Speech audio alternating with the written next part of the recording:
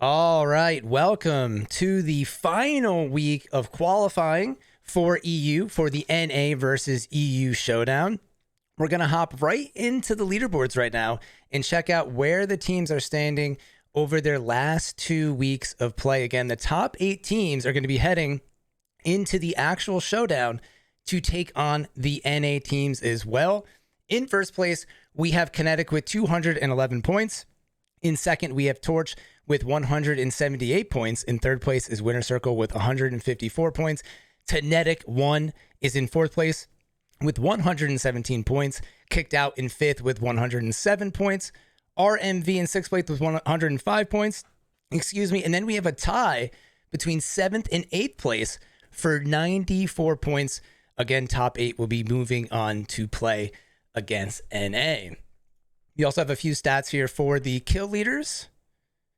QDex in a whopping lead right now in first place with 53 points. Ghost in second. Fizz in third. Luca in fourth with 32 points. And another member of Torch in fifth with 29 points. 3 members on Torch in the top of the kill charts. Then Center here, if you want to take us into damage and the remaining stats. Yeah, absolutely. How's it going, everybody? Quick look at our damage stats so far through the tournament. And just a quick note, we've played 17 of our 30 matches so far in the regular season. So this is just over halfway through. QDex with 8,200 damage. Luca, 7,300. Ghost for Winner's Circle with 7,100. Another member of Torch, Fizz, 6,100, and Traves bringing in up the rear at fifth with 5,800. And just another stat we've been incorporating is some team versus team comparisons. 2 of the teams we wanted to pick right now is Code Red Gaming and Results May Vary. Both of these teams are inside the top 8 right now, but barely. I think these are our 6th and 8th place teams. So the next 3 days of competition are going to be very important from them. But just over halfway through the competition, you can see Code Red Gaming 71 kills. Results May Vary, a slight edge with 73 kills. However, the damage is slightly in favor of Code Red Gaming, just over 16,000 damage. And Results May Vary, just under 16,000 damage. Pretty similar the rest of the way throughout these statistics here. If you are looking at average placement is 9th and average points per round around 6. So these teams are going to want to try to up that a little bit to make sure that they stay inside the top 8 qualification spots right now. But rounding our way out to our last statistic here, we like to take a little bit of a MVP, shout out our biggest fragger and most valuable player so far through the tournament, and that's going to be QDex with an insane 97 Twire rating. It looks like he's surviving, attacking, and stealing for most of that blitz, but quickly heading over into a little bit more of our stats. I think we can show our map rotation, some of that blitz, or we have some time? Yeah, for sure. We got a little bit of time here before we drop in. We're going to be continuing our same map rotation. This is the daily map list each and every day of the qualifying. We have 5 total matches, 3 on Erangel, 2 on Miramar. So we're going to be loading into our first one on Erangel in just a second here. Here's just another list of the groups of the teams that are playing in the event so far. And then also, just so you guys know, we are going to be giving away $5,000 total dollars throughout the event. 1,000 is going for the regular season. It's going to be split between North America and EU. Again, this is the EU portion right now. And then in the finals, we are going to be giving away $4,000 total dollars, 2,000 going to first place, which is just absolutely incredible. Again, I'm one of the hosts here, Blitz5, again, with my friend and founder of Main Gaming, Stento. We really are excited to have you guys here, and honestly, very excited to see what's going to be happening in the final week of qualifying for EU as these players drop into their first match of the day. Been thinking about this over the weekend, Stento. We mentioned it last week. You know, it's a long event, but now that we're finally getting towards the end of qualifying, this is where we're really going to see teams maybe start to play a little bit different, because if you're on that middle section or in the bottom, you might start landing on other people and playing differently. So far, if you guys haven't caught all the games of the tournament or just been watching, tuning in and out, people have been playing pretty passive off the start, and we think that's mostly because it's just a long event and people are kind of racking up points as the event goes on. But now I think things are going to change a little bit. What do you think so far, Stento?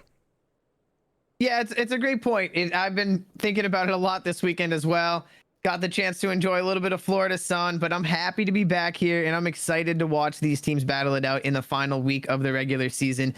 As Blitz mentioned, there's about 3 days left of competition. We'll be here today, tomorrow, and on Wednesday, and it's time for these teams to put their money where their mouth is. There is little to no time left, and the regular season is running out. Our first circle blitz has popped, and it looks like we're heading over towards Everest right now. We're looking on to Ace Esports right now, trying to pick some people out of the air, but it doesn't look like we caught anything too early here. But as you can see on the screen, a lot of water included in this first circle here. George Pool, both north and south included. And of course the Gatka area and the Mount Everest there. Some big geographical features that I just wanted to point out for this circle. And only looks like 2 teams currently in the zone blitz. So most of these squads are going to have to get moving here. Yeah, really just P7 at GACA, and then we have the ZES squad at Georgia Pole. Sento, do you want to go through, because I think we have the finalized information for this week's makeup games for EU and how that's going to be happening this week?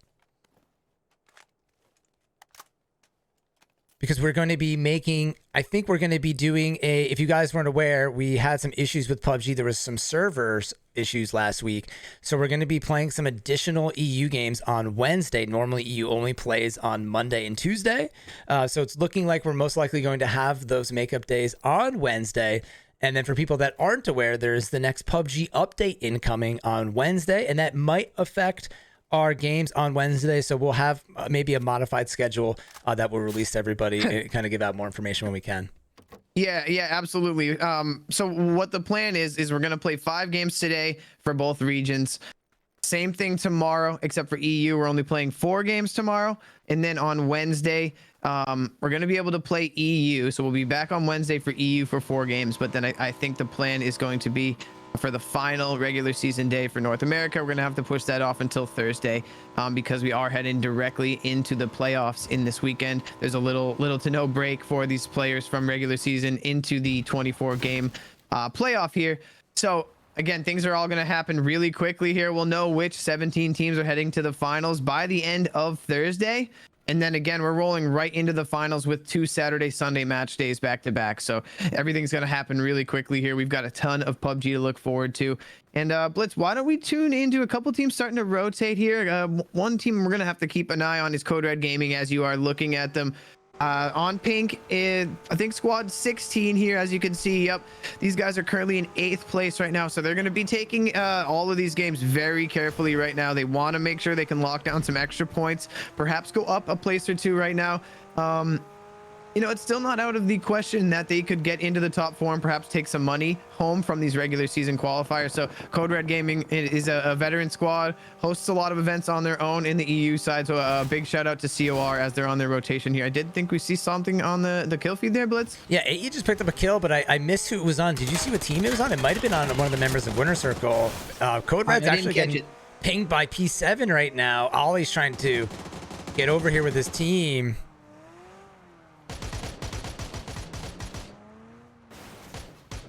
You know, Senta, something that this is a little bit of a nuance here and maybe not completely worth bringing up, but first of all, Code Red's kind of crashing these little blue buildings here. P7's right on the other side. I'm getting to an area view just so you guys can see P7 kind of moving up. This is so like common here, what Clyde is doing, taking this ridge. We're going to tap into his view.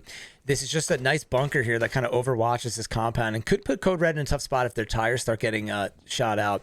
But something I find fascinating, Sento, just weird nuance, is that the McLaren, at first, such a crappy car to switch to, right? You can switch your coupes to the McLaren in game as a new feature as of last year. The McLaren seems to be louder than all the other vehicles, but it's also seems to be harder to shoot people out of that vehicle. So I wonder if that's why we always see teams just going to the McLaren, or if they're just trying to be trolls or they want to flex in the McLaren. But something to think about with rotations, because I honestly feel safer driving in a McLaren now because it's so hard to shoot people out of that car. I don't know if you've noticed that at all. Yeah, it's weird. It's a I don't know. Throwing that skin on that car, it's like I think it's a competitive disadvantage because the car's kind of slippery and weird to operate in, especially from inside. So again, I'm not sure if I think people just kind of like flexing out in the nice way. Well, because they did it with the new UAZ. If there's the new Mobster UAZ, it actually has advantages and disadvantages compared to the UAZ. So It's actually easier to get shot out of the car, but then it has more armor around the wheels. That's what that was in the PUBG patch notes, actually. So PUBG's kind of doing this weird thing where they're kind of giving an advantage, disadvantage. They never posted anything about the McLaren, but anyway, it's just something to think about for people viewing out there. And we're seeing a lot of teams, Stento, crash here. It looks like 2 teams are located at this garage building outside of Hospital. Saint is outside this building. T1 Ruzi takes him out. We're going to tap into his view. Saint is down. A little bit of a 2-on-2, I think, here is what we kind of tapped into. But so right now, Stikas and Ruzi located the other member of this little 2-on-2 is actually getting into a car, going to try and speed his way out of here. Relax is going to lose 1 member here, as you saw Saints go down. And it looks like, oh, some long-range shots from Stikas actually take him out of the car. So Marina going to go down as well. The other 2 members of Relax are just over to the northeast at that similar compound. You see people crash here. And T1's members are just to the southwest, as you can see them on your mini map there. And it looks like Team Toxic getting kind of curious over there. They might realize that T1 is kind of split here and see an opportunity here, Blitz. We'll have to maybe tap into their perspective. They might have scooped up a little bit of a care package as well. We've seen a lot of good fighting out of these guys. They just haven't been able to keep the consistency and find their way into end game enough. So we'll keep a close eye on Team TXC here. They were on the outside looking in. They're going to need to have a good week here to get into the top 8. Yeah, so it looks like they've actually dropped down, Stento. They were kind of in the teens there, the low teens, 12th, 13th. Now they're in 16th out of 17th place, Stento. But they're in the 50-point range. So if they have a big week, just like you mentioned, they could potentially make it into the top 8. That's all they need to climb. And I just went through their different players. I don't think they grabbed that care package that was right behind them. This is just kind of hanging out here on the water. Let's take a look and see what's here. It is an AWM. So if they notice that, that would be huge for their position right now. They're kind of in a good spot to have a sniper actually on this ridge.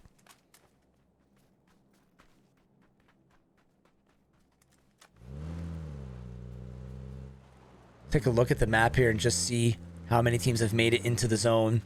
Torch doing their classic emergency pickup, I'm assuming here from Mini, Milta, Power. K7 coming over the bridge. NES going for a really deep kind of bottom flank there.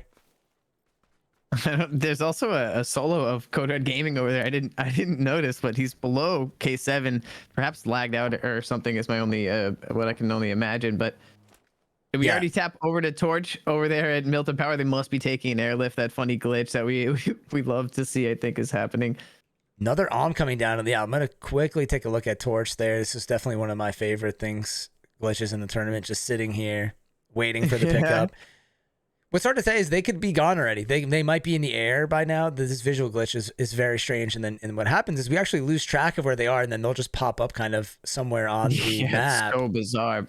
It's I love the map view right now, Blitz. You're seeing lots of teams start to trade out some shots from the mountain. Euro shooting down onto RMV, who's rotating right into that area where we saw T1 and RLX kind of scrap it up. So lots of action is kind of starting to pile up right below Hospital. And this circle shift is about to happen. So we're going to learn a lot more about what's going to go down here just shortly. I think a lot of people are expecting this to pull south. So something north could really shake things up here. Yeah, and we haven't seen an Everest zone yet. So here we go. I was saying we haven't seen it yet. Stento from downtown right there. Nothing but net. Yeah, from the half court shot right there. All the way to the top. And this is going to be really hectic. Torch was actually just dropping in. So now they have to try to make it as far north as they can. If they cut it short, they could get caught by ZES here. I'm trying to see. They're pretty far up, Stento. I think they pulled their shoot. No, they didn't. They're still just flying in. They definitely see ZES is here. They might take the roofs. Insane. So many teams are starting to move Blitz as well, and whether it's in the air or on the ground right now. Torch is going to be in a good spot right now, but this is a very dangerous drop in because they don't really know who's here, where they're at. But Luca's got such a good angle here, but this is my point. I had no idea RMV is on the other side. Deco takes him down. Merc actually goes down to Mercurial from that team that they had kind of scoped out here. So Torch needs to regroup right now and try to figure out a way to get back to 4 strong here. Torch, Luca actually has a decent spot to kind of hang out if his team can work his way over there, but it's going to be a tall task. I think ZES is going to be preventing that, but Fizz with a nice knock from building to building here. Brought up such a good point there, man, that, you know, when you play the roofs in competitive play, In casuals, that would have just been such a power spot, but Luca immediately got taken down there from the roof, and you were basically just calling that out. And yeah, it's just so risky to be up there, but such a good play being on the roofs in PUBG. And ZS is obviously aware of that knock still. And I'm trying to see how far RMV is going to come in on this. We're seeing them finally send a member pretty close there, and he's going to flush out Luca there. Oh man, that's tough for Torch and Blitz. I just want to point out everyone is to the south side of the George Pool water. So we're about to have all 15 teams alive right now, kind of work their way into the south side of circle. I don't think anyone's going to go over to the north side. And another pull north would just be, oh man, I'm hoping for it. I got both fingers crossed here. Yeah, I mean, we're just watching Toxic EU get taken out of the car. Foles low health right now. We're going to chase him down. Shots coming in. I think with the bolty. He's going to make it into the compound. Man. Sly goes down though. Ace is just kind of having their way. Most frustrating thing, just getting bolted out of a car in a $5,000 competition. But there's just nothing you can do. Unfortunate for Slide. AE has picked up 2 kills here quickly. This is perhaps one of our teams on the outside looking in. Blitz, can we take a quick look at the scoreboard? AE is a team that is often led by Walshy on top. He was out of town for the first week or two, so it's just something I want to bring up.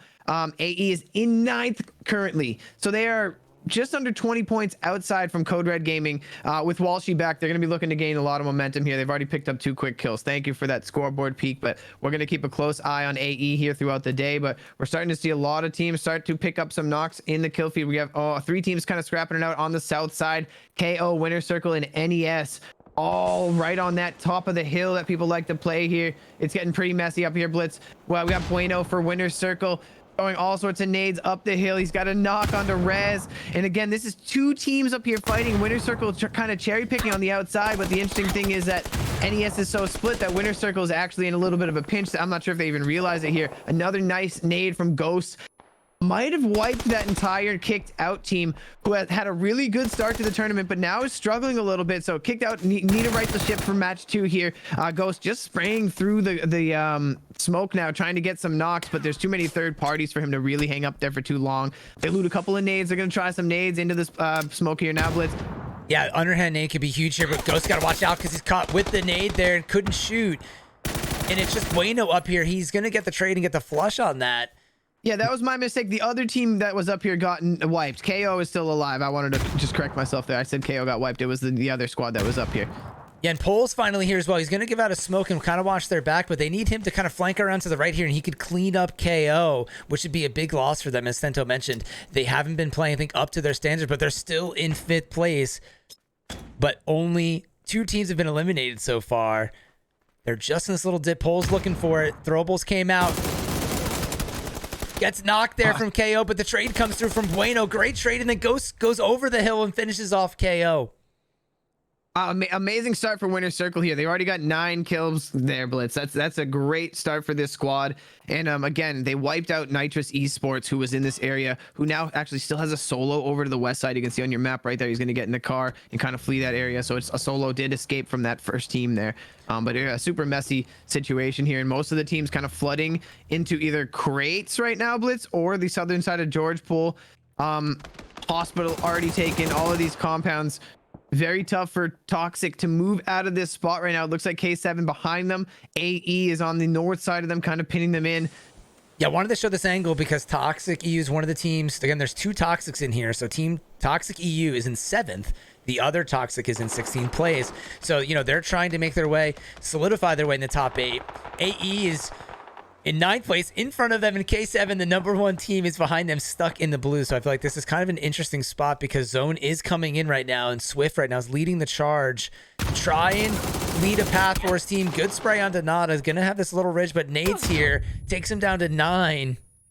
Full goes down. It's just Chap left. Swift went down to another nade there from Pio, so they double naded him. We left when he had 9 health left. Chap is almost certainly going to be screwed here. He's getting surrounded by AE. Yeah, I think that AE just needs to be careful not to lose one here. This is kind of those situations where you need to keep 4 up. They've got full control as long as they don't over challenge or run out in the open. And again, nice job by this squad, picking up 5 kills already. Tough task for TXE to get out of that compound after having to kind of pull up there in an emergency situation. Yeah, and I'm wondering what happened to the rest of K7. I'm only seeing Q-Docs here. What an awesome Q-Dex, zone, Blitz. excuse me. We've been asking kind of for a city zone here. Are we going to end in the maybe the south side of George Pool in the city? I would love a crates ending as well. We see Code Red Gaming kind of getting all sorts of angles in there. Oh, looks like we're pulling outside of hospital onto this ridge. This is going to be a great ending. We're going to see some teams start to farm some of these kills from some of these advantage spots. I think I'd rather be RMB right now in those warehouses, kind of watching all of the rest of George Pool come out. But we do see a knock onto T1. That's just ZES from the outside to the north of them. But yeah, all focus is kind of just on getting into a safe spot right now. We have 12 teams alive. So a lot has happened in the first 17 minutes here. Yeah, I wanted to see where EU was because there's a little shack here. I was curious where they were playing, but they're actually just playing this little bit of a dip, which is going to be hard once teams move into the top of that mountain. But that's not going to happen for a while. T1's not going to have to leave hospital. And if they do, they have to worry about someone backfilling them there. But they'll probably go into a 2-2 split eventually there to take the hill and hospital. Looks like Code Red here just got a care package. I'm trying to find it for you guys, which could be huge for them. Let's see what he ended up with. Another OM center. That's 3 OMs that got dropped so far in this match.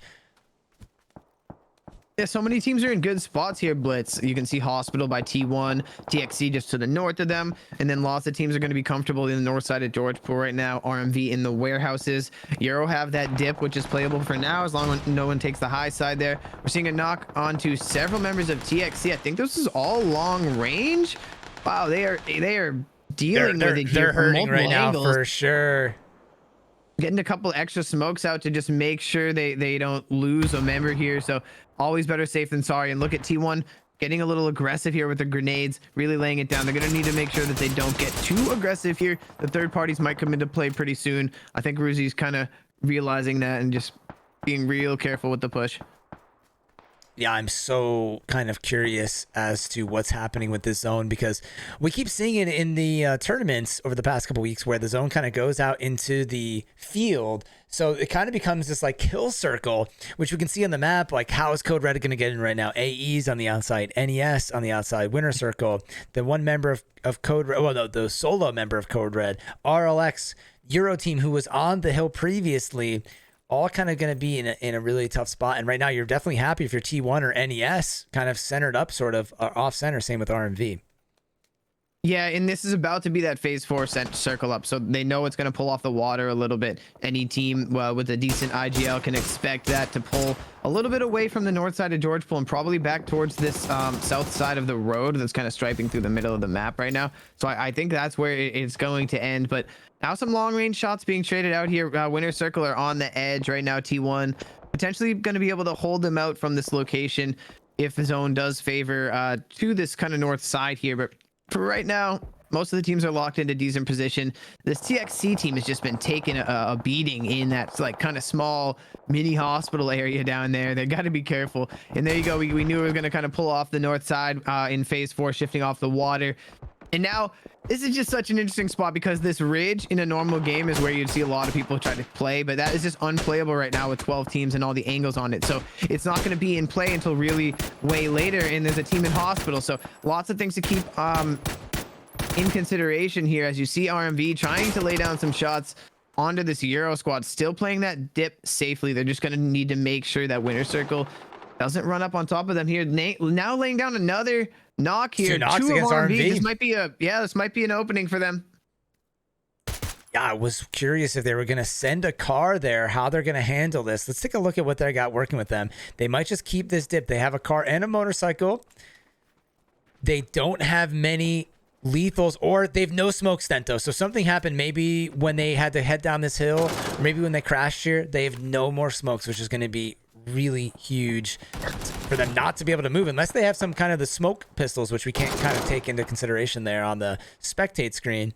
But that's going to make things really difficult for them. And meanwhile, across the way, we're seeing teams get very close to one another here. Yeah. On the kind of south side of Georgia Pool. Yeah, this is going to be really interesting. I'm actually curious, Blitz. Code Red Gaming, how many do they have up right now? Are they a little bit split, or have they lost some members? There you go. They just have Traves and Keeps here on the north side trying to work their way into a couple of teams. of ZES and Torch here, who have just been here ever since Torch lifted in with the airlift. So again, this city has been kind of messy and tightly packed for a while, and they're eventually gonna have to come out here. So you might see some of these teams get aggressive. We'll try to keep a close eye on. K7 found their way in there as well. We haven't really talked about our first place team. Is it just QDex there?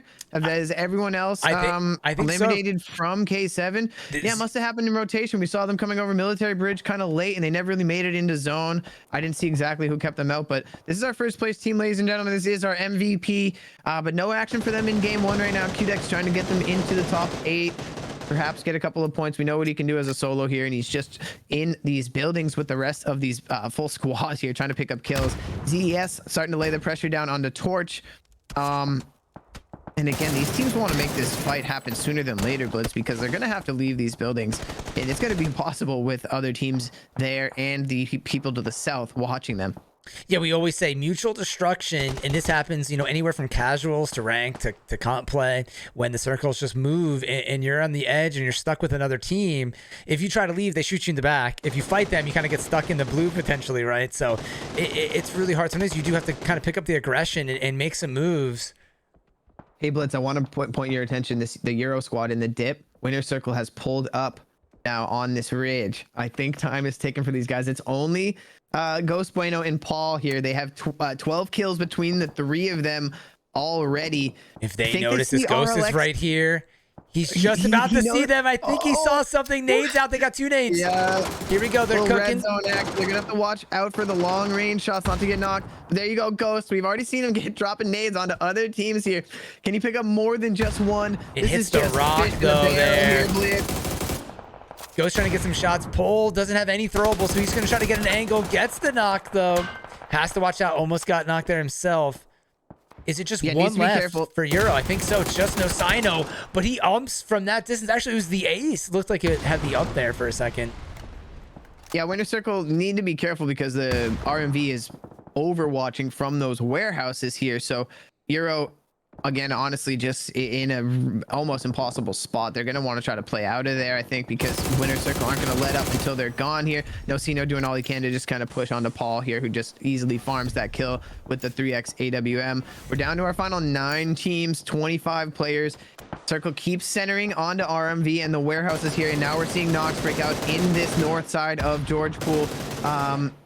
Wow, several knocks on both squads. ZES down to just 2 members, and I think Torch as well, down to just 2 members here. Kayomi leading the way with 3 kills for this squad. Another one of our top teams to keep an eye on here. Yeah, Kayomi has all the kills so far. Again, just going over some things right now. The team we saw eliminated their Euros in 12th place, so they're still trying to make it in. That's not going to help. Torch right here is in 2nd, so they're in a good place, but they want to keep it that way. Another member of ZES down. Trying to find, there's the last member. It's Ghost behind them in the building, and it's just Koyami left. I think it is.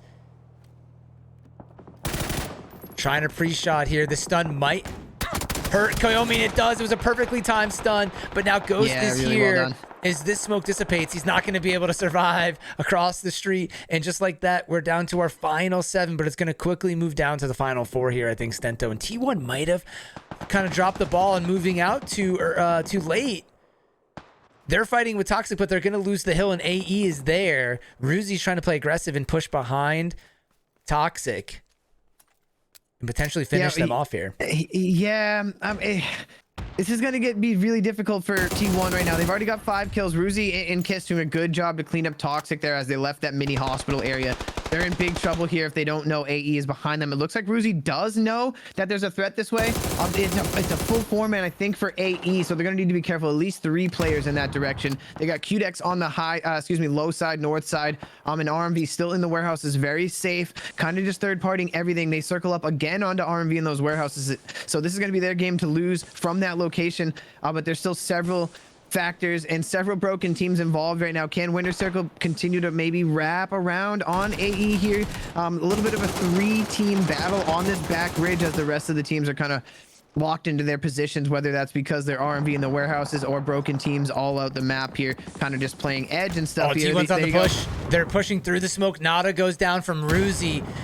While she gets into the smoke, might try to play a little spoiler here from behind, but Kiss takes out Cliff.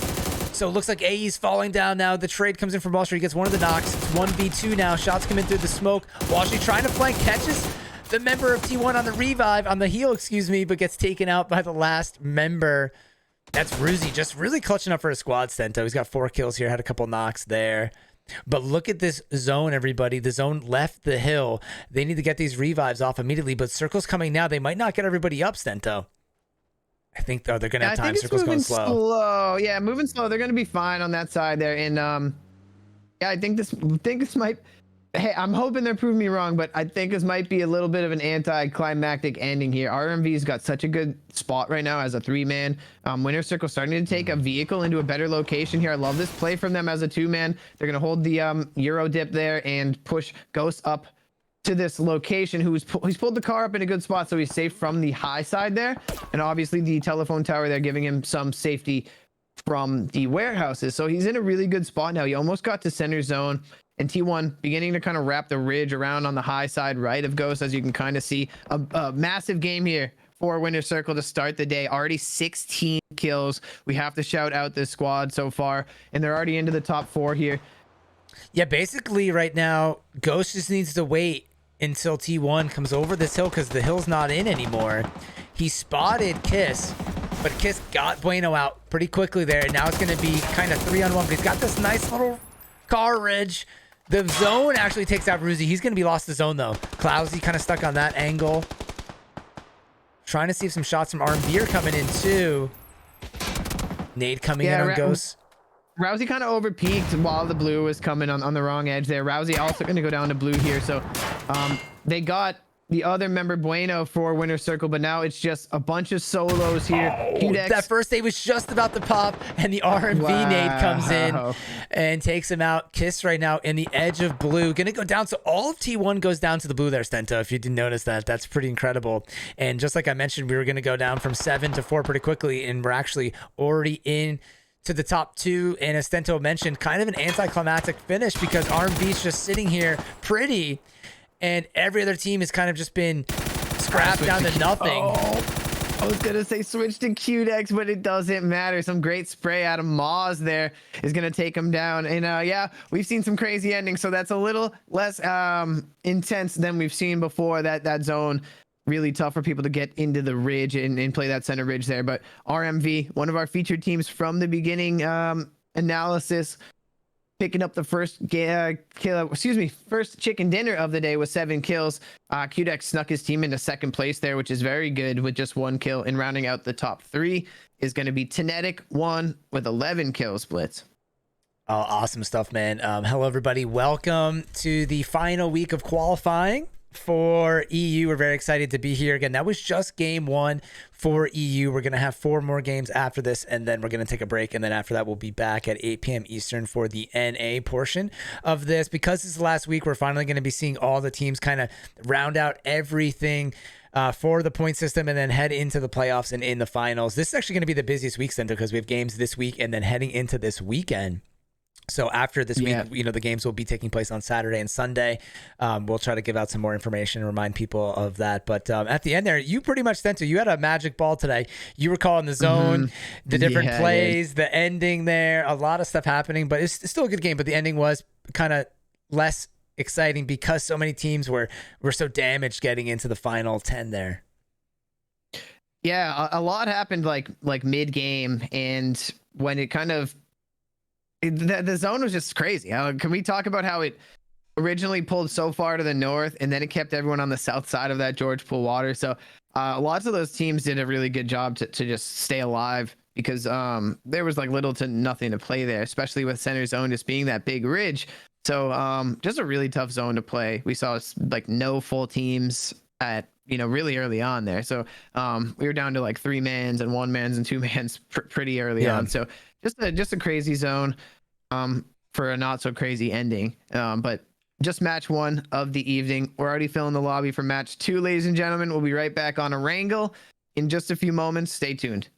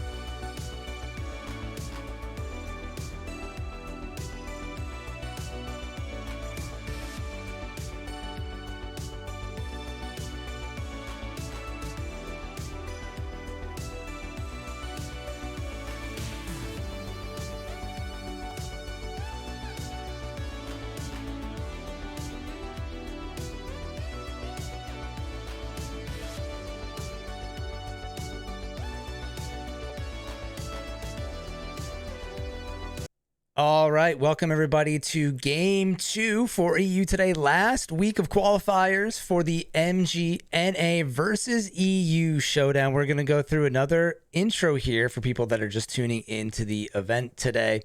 We have, again, our EU teams playing, and after this week, we're going to be heading into the playoffs and then final season.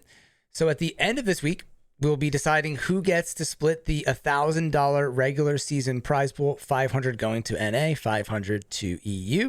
And then once we get into the playoffs, these teams will be competing for $4,000, which is absolutely incredible. Again, our map list, as always, if you guys have been watching this, you already know this, but for anybody that's new, we play 5 games each and every day during the qualifying event, 3 on Erangel, 2 on Miramar. So this, again, is going to be our second one on Erangel, and then we'll do kind of a quick rundown of the scoreboard. Again, it's the top 8 that matter the most. Little delayed there, but coming in again, we got Kinetic, Torch, Winner Circle, Tenetic. So Kinetic and Tenetic both in the top 4. Kicked out, RMV, Team Toxic, Code Red Gaming, and then we won't have the updated scoreboard, but RMV just won the first game, Stento, and that's huge for them because, you know, if they didn't play well, they could easily pop out or fall out of the top 8. So they have to be really stoked that they started off with a lot of good momentum, moving up the scoreboard there. They're one of the 6 teams that's above 100 points.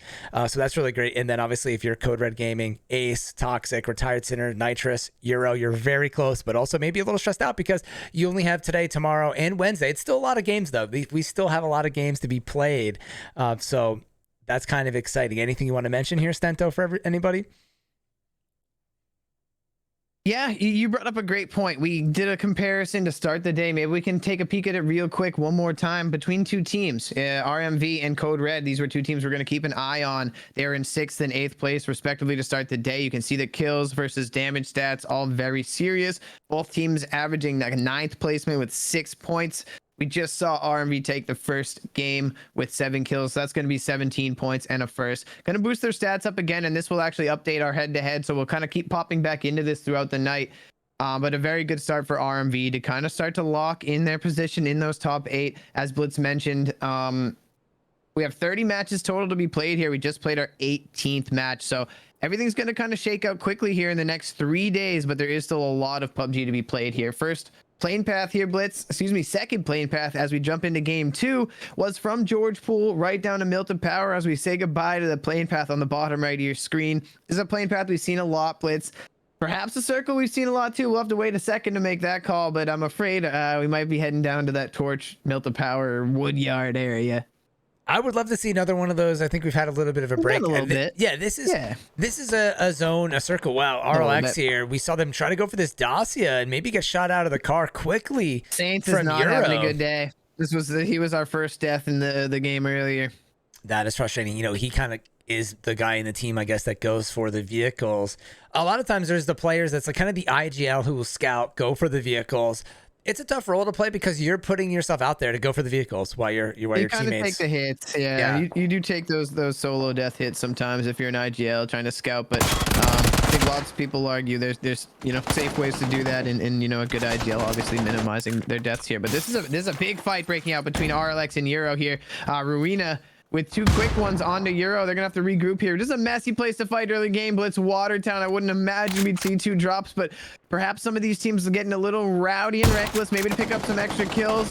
And here we're seeing a Relax kind of get the better of Euro so far. They've gotten 2 kills. I know they're looking for Nocino here. They're going to need to be careful. He's got a micro Uzi, and there you go. There's another member of Euro just to the right of Nocino there. Godly's showing up from outside the compound. As you can see on your mini map there, he's across the street. Got a Bison of his own, so lots of SMGs, early game loot on display here.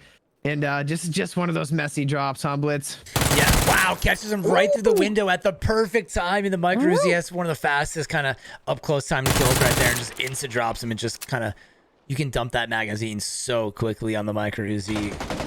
Yeah, just devastating to get hit by that if you aren't moving in. So, you know, we've seen him with some really quick peaks and some nice plays throughout the history of this tournament so far. So not someone you really want to have a gun like this in their hand in a sketchy area like this. Nocino is definitely someone who can get the job done. He's got Godly now pulling up, so there's a little bit of a 2v2. now, I think, Blitz, we've already seen most of these squads kind of get chopped in half here, so gotta love the early game action. Yeah, we played it perfectly. He went for kind of the hop jump there on the wall to kind of make less noise with his footsteps, and then caught that guy right in the window. And like you mentioned, Nocino has been really good for this team throughout the tournament. I feel like he's kind of been one of the top players. But really, Euro, when they get in a fight, we mentioned it, they frag pretty well. They just don't always have the best rotations or keep everybody alive. We're kind of seeing that happen right now. He gets caught off guard with the micro Uzi from a Tommy gun. A lot of SMG play. Tommy gun versus Bison here, Stenta. Who's going to win? Headpain's already missing some health, but the Bison comes out on top there.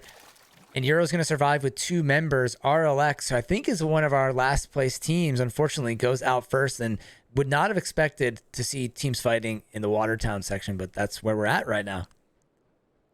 Yeah, it got messy real quick. We tuned in and it was just SMGs were flying.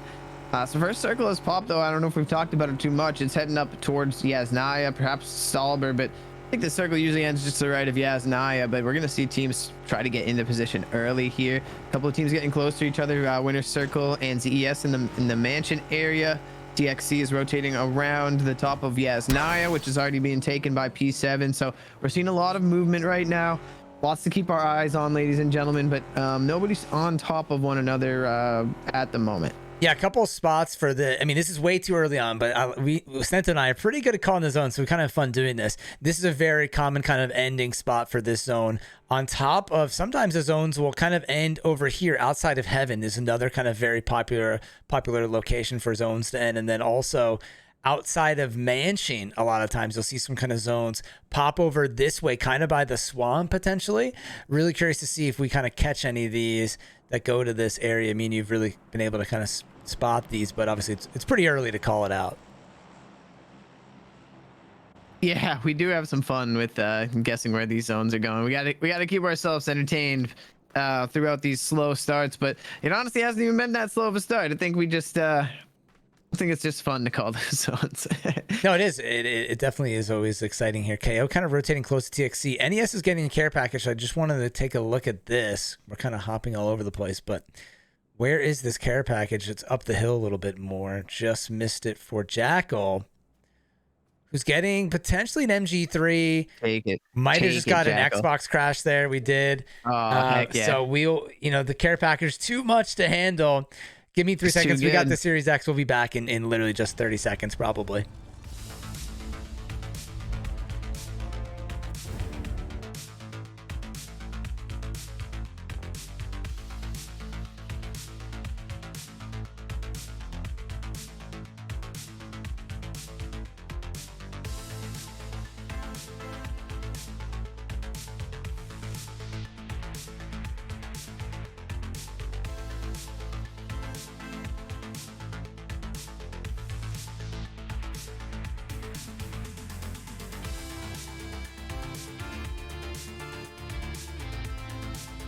All right, so we're just about loaded back into the game, but I did see that we got a scoreboard update. So we're going to see RMV was in 6th place. They just move up 1 spot there, leapfrogging against Kicked Out. So that's where we're going to see the difference there. It looks like everyone else has kind of stayed the same on the leaderboards. Code Red's still in 8th. Ace Esports still in 9th. I don't notice too many other big changes, but we'll keep updating y'all as that continues on. Again, we're in game 2. The circle is up on the north side of the map, and we're going to pop over. It looks like we have some fighting in Yasnaya. Apologies for the kick out there. That's just, something that we deal with playing on console, and in custom games, sometimes it just gets a little wonky, even with some of the best hardware out there.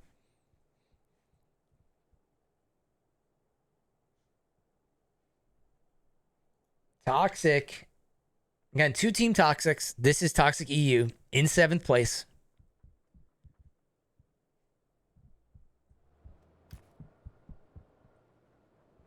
Looks like 1 member is down for P7. Platinum 7's in 14th place, so they need to be careful here. Ivix seems like one of the top players for the team, at least in terms of points. Almost gets caught from behind there. Trying to maybe make his way into where his teammate is knocked inside the building here.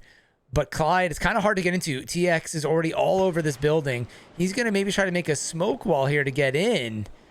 but I don't know if he knows that Chap's going to kind of angle from the top. He makes it in, which is going to be good for Chap here, for Clyde, excuse me. Yeah, these buildings are so interesting. He just found a nice little closet in here to be safe from nades. But yeah, quick look at all these teams rotating through the center here. Maybe tap into winner's circle. They're pulling into a very intense location there. They're going to put 2 in grannies, I believe. And I think the rest of the team is going to stay at heaven right now. So they're going to be well prepared for a shift in this situation right now with some good real estate. They just got to be careful. We talk about this all the time, the 2-2 splits. You just need to be ready for the crash. You really can't be over peaking here. We're seeing a knock, actually. That's TXC that we're looking at, and they're getting a knock onto KO. This KO team is so interesting. They're over there at the J compound. I just want to talk about them for a little bit. We saw them come out so strong. I think they were in the top 2 at one point. Eventually we're hanging out in the top 3 for after multiple days, but all of the legwork that these guys did was in the first week, and ever since then we haven't really seen, I don't think we've seen a win out of them since like the first day or 2. We haven't seen any really big games. They've just kind of been picking up points here and there, and definitely need to keep an eye on this kicked out team. They were high up there. Now they're hanging on to like 5th or 6th place, I believe we just saw. So this is definitely a team that came out so strong, but they're close. They're very close to losing their spot in the top 8. Yeah, I mean, they're still hanging on. I feel like we just don't catch them a lot while we're playing Sento. We don't really catch their team throughout some of the early matches. I feel like we just don't end up watching them as much. So maybe we'll try to keep an eye on them for this week, because this is crucial for them to stay in the top 8. And there was some good fighting going on. I mean, one of the KO members got knocked. TXC, these are 3 really popular compounds, but the J compound's not in. The zone went really far north, so I don't think we were expecting this. We were expecting more of a center up here. And you know what's crazy is sometimes this can be a fake out and then come back down to Yasnaya, but now you really can't commit to, I mean, you really can't bank on that. Winner Circle's not going to bank on that. They're actually going to start heading up north, even though I like their kind of Alamo compound right there. They're going to move up. RMV immediately took the warehouses underneath Stalber. Everyone is getting in the vehicles and heading to zone. We're gonna probably see a team or 2 maybe to try to take Stalber, as it is almost centered up there. Code red, but there's maybe. so much interesting, like mountainside to the right side, east side of Stalber there. There's compounds there. We're seeing Torch and RMV both take good compounds. Winter Circle again to the south side taking a good compound. Just to the east of Winter Circle, we were just talking about him, kicked out, has now pulled into a decent spot. So several teams here might be in position to pick up some rotation kills, given the crazy northern shift here. But right now it's kind of just compound to compound, trading out. TXC looking on here with one of the Winter Circle Mac has here. Winter Circle with a great start to their day today with a 16 kill, I believe 3rd place, and they've found themselves in the top 3 now. They're chasing down both Torch and Kinetic 7. So Winter Circle, we've seen them tons of times winning, whether that was our main gaming weeklies or whatnot. We've just seen this team time and again put up big games. If they were to close that first game out, it would have been like a 20 kill win. We've seen that from them before. So if Winter Circle really starts to get the ball rolling here, they totally have the ability to catch K7 or Torch here. So the top of the leaderboard is really starting to get pretty close. It is, especially in that kind of 90 and 100 point section. Euro right now taking an airdrop into top of Stalber. Code Red didn't go up there. It was open, but obviously they didn't know that. Toxic is also taking a pickup, so we're gonna kind of get up to an aerial view of Stalber right now. Please. And let's take a look at EU coming in, and then the Toxic team still on the plane. Shots coming in from Team 5 there, which is RMV. They're really kind of taking some wild shots. Let's tap into their perspective and see if they catch that Euro's already there. Full really high up. No one's been hit yet, it looks like. Full now knows, though, that Toxic here. Euro takes out Chap. He's on the ground. Immediately gets flushed out. Yeah, I'm trying to figure out what the plan was here. I'm not sure they really had an exact location to land. Some people were landing early, some dropped early. And again, Chap kind of landed on the absolute edge of where there's hard cover and stuff. Sly on the low side on the dirt road. Full landed kind of, again, he pulled his shoot early, so everyone was a little bit Disjointed there for sure. Yeah, a little disjointed, kind of doing their own thing, just trying to survive on their own.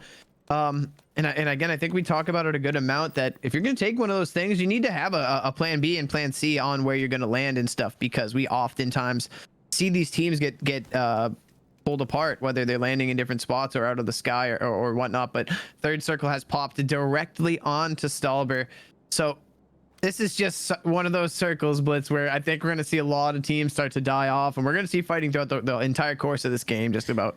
Wow, kind of trolly circles to start off today, Sento. I really thought we might get one that pops back down, because that's where all the teams were, and now we're seeing another one where so many teams just not in the zone, and there's not that many great playable areas, so there's a lot of ridges to be played, but because there's not a lot of compounds here, you feel really unsafe when you play in this zone, unless you're at one of the few compounds or you're at the very top part of Stalber. It's just hard to feel comfortable in this zone, and it looks like AE just took a pickup, and they're kind of split as well, so we need to hop up here because they might end up landing on Code Red. Looks like they might be coming back to their team, spotted by Code Red. They're just kind of too far up. I don't think Code Red's going to be able to respond to anything here. And I like what I'm seeing out of AE. It looked like they were scouting. Maybe they had one person drop out a little bit earlier to kind of scout it out, and they're all landing on the exact same spot. They all ended up right here, which is very nice. Yeah, you got to be careful. You can't let the shots really separate your team on those drops. We see it all the time. Kind of want to see quickly here. Toxic's just about to drive by. Kicked out here. Kicked out has 2 members down. I don't know where that happened from. Unless they were fighting somebody over there. Must have missed it in the kill feed. Torch is up ahead as well. Benjo very close to getting knocked from Merc. Posted the clip from Merc today. Amazing clip if you guys are interested on my Twitter account at Blitz5 from the tournament. It's also available on the official Main Gaming YouTube channel. You guys can type in !MGYT for the Main Gaming YouTube. Torch Merc just making a clutch play, I think last week or the week before in the tournament, that had to be highlighted. And he actually just opened up things here as well with the knock. Yeah, so Merc has just been on fire throughout the tournament for sure. We'll actually tap into his view because they're overwatching. Looks like KO kind of kicked out to the left, literally. They kicked out and left. This was originally a fight between KO and TXC, and Torch started the third party from the high side. So KO, as you said, just got out of there as quick as they could, and now TXC kind of held out by Torch here.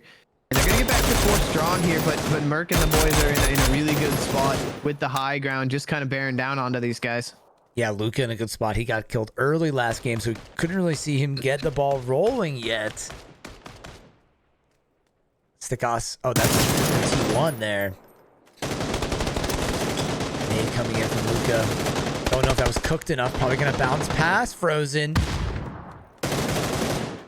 Torch Fizz and Komi getting some kills. Now they're on the run. Lucas here is going to be a 1v1. First Frozen, but he's got the ridge to work with. He's got to get this kill, and they're going to take out TXC decisively there from Torch to pick up 4 kills on the edge. And then in front of them is open right now, so that was a really good start for them. We're also seeing a lot of fighting. We're going to quickly tap over to RMV and T1. Yeah, nice job there by Torch to make that nice and clean and painless, not losing anyone, not really even taking any damage. It was once they got 2 knocks, pushing down efficiently onto the top of TXC there. And now again, watching Genetic 1 deal with the RMV, who we've seen RMV just be a really good frag-heavy team. They just sometimes kind of get disjointed mid-game and don't end up 4 deep in the end here, but right now, it's a multi-team fight here, as I believe one of the members of RMB got knocked on the top right now. So now it's 2 members of T1. That's going to be Rousey and Clousy. And right now they're just getting picked apart. RMB with the comeback from Deco. Yeah, really nice job to get the high side there. And they got a knock on the high side. But now Nitrous Esports, again from the north side, high side, starting to third party RMV. Takashi is down. It's down to just Deco and Maz here. These guys are trying to follow up a game 1 chicken dinner. We saw them win game 1 with 7 kills. They might catch a solo over here. Deco's already got 4 kills to his name. I don't know. I think he saw the solo there. Deco goes down to Clyde. Yeah, Maz is a little bit too far out here. He seemed sus that there was someone down here, but then looked up at Ivex's. Maz is going to catch Clyde. Ivix super far on that ridge with a nasty ridge right there. Can he get some shots with the mini to get some pressure off the knock here from Deco? Can't quite hit it. Finally does. Obviously got to be careful, but now the shots are going to come in from NES. Moz here doesn't have much to play with. NES gets the flush, and then also the kill. RMV is going to go down again. They are our winners from last match, and NES, a team that's not in the top 8, has to be stoked that a couple teams in front of them just dropped out, because NES is in 11th stento. So that was pretty big to take out the 6th place team, and then T1 is also the 4th place team. So they got to be happy that they're seeing some top teams go down. Yeah, NES is very much still in this. We saw them for a while hanging out in 8th place, right on the edge of those placement points. Excuse me, on those qualification spots, and they dropped out. So they were just like kicked out. Kind of had a good start and kind of started to slow down here. But now they're 4 deep and they've got 3 kills already. So this is going to be a good chance for them to really try to jump their way up the leaderboard. They've got this whole side of Stalber kind of to themselves right now. We might see a battle breakout between Torch and Winner's Circle. I think that's kind of the closest thing that's brewing. It looks like K7's got a little bit of a dominant split on the north side up there. Circle centering just right onto Stalber here. We're watching KO on the northeast side as well get close to 8E, who's kind of pushed off of that corner building. It actually looks like they're considering going back to that building to take that edge. But let's look at AE right now. I think they're going back towards the north side edge, trying to get to the absolute edge of that hard cover, I think, and hold down this walled compound.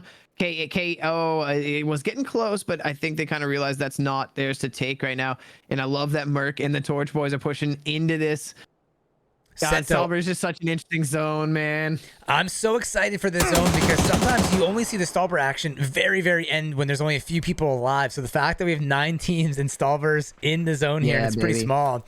You don't get to see this zone all that often. I mean, some players are used to this area because of TDM, but otherwise you really just don't play up here that often. And this is where it gets interesting because people don't really know all the nooks and crannies of this map that well, of this area of the map, right? Of where every little wall is. So you're going to see a lot of people kind of worried about getting cross shot. Smokes are going to be coming out.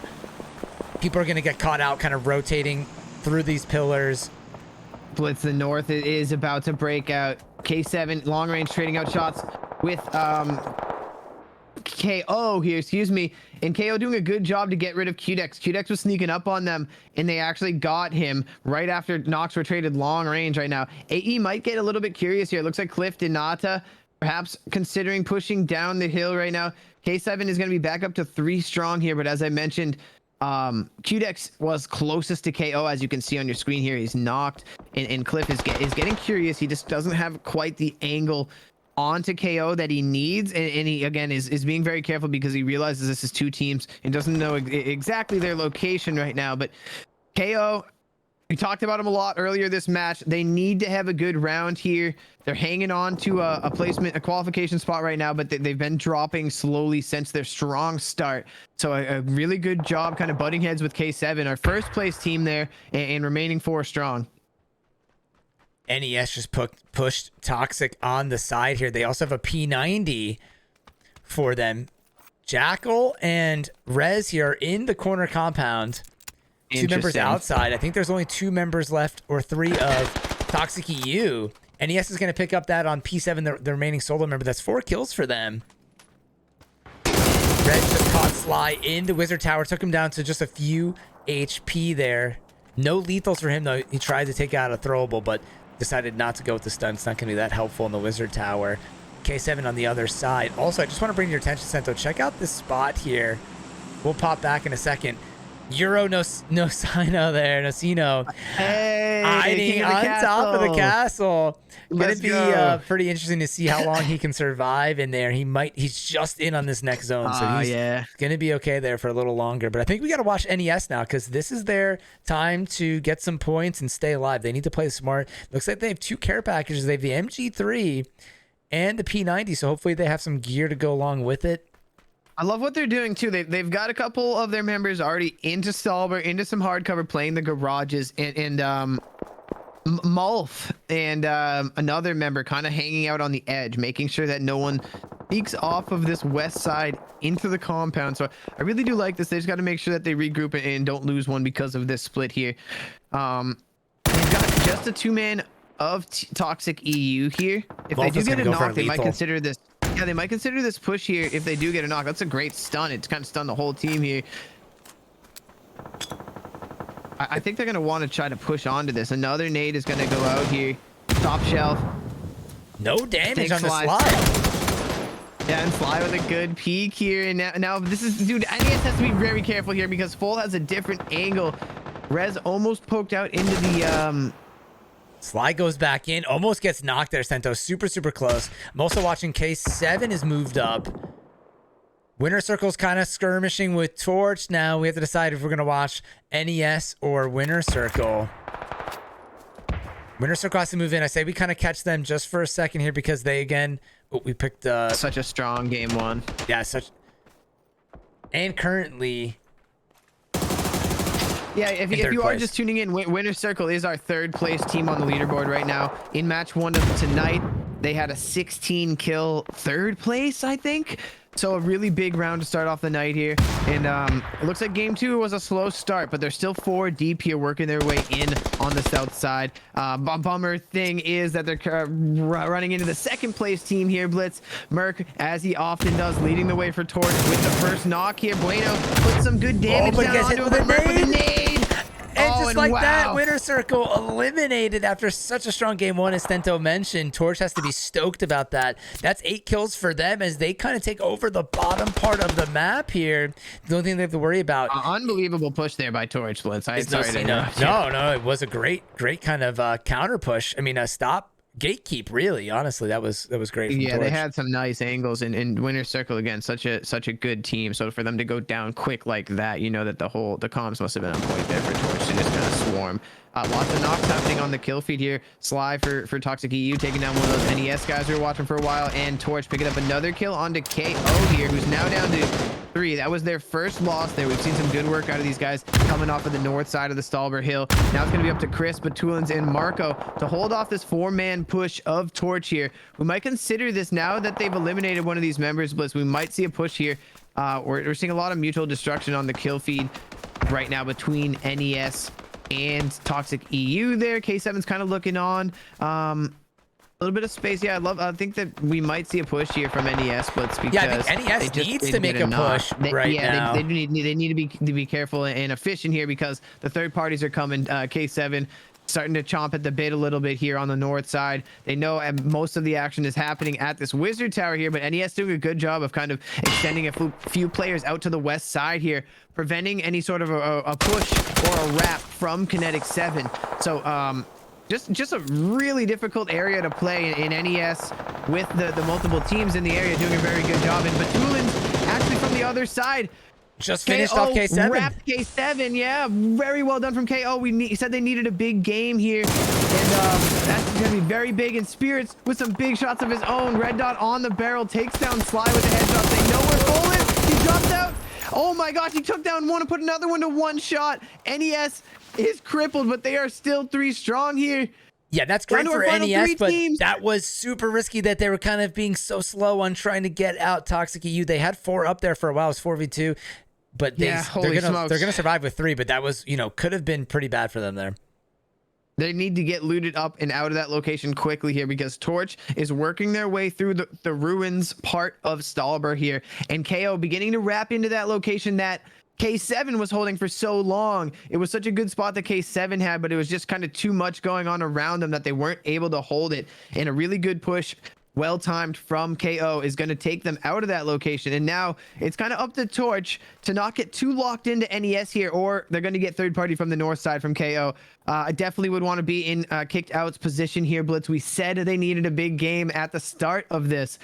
We lagged out. We pulled up the scoreboard for a second. We started talking about some teams. Kicked out was one of them. They're now primed up in a really good spot with 3 men to the north side, kind of just waiting for this battle between Nitrous Esports and Torch to break out in this ruins. Golf balls. What do we call this? The observatory? Golf ball? I don't really have a good call out for that, so I think we could go with the golf ball at Stalber for sure.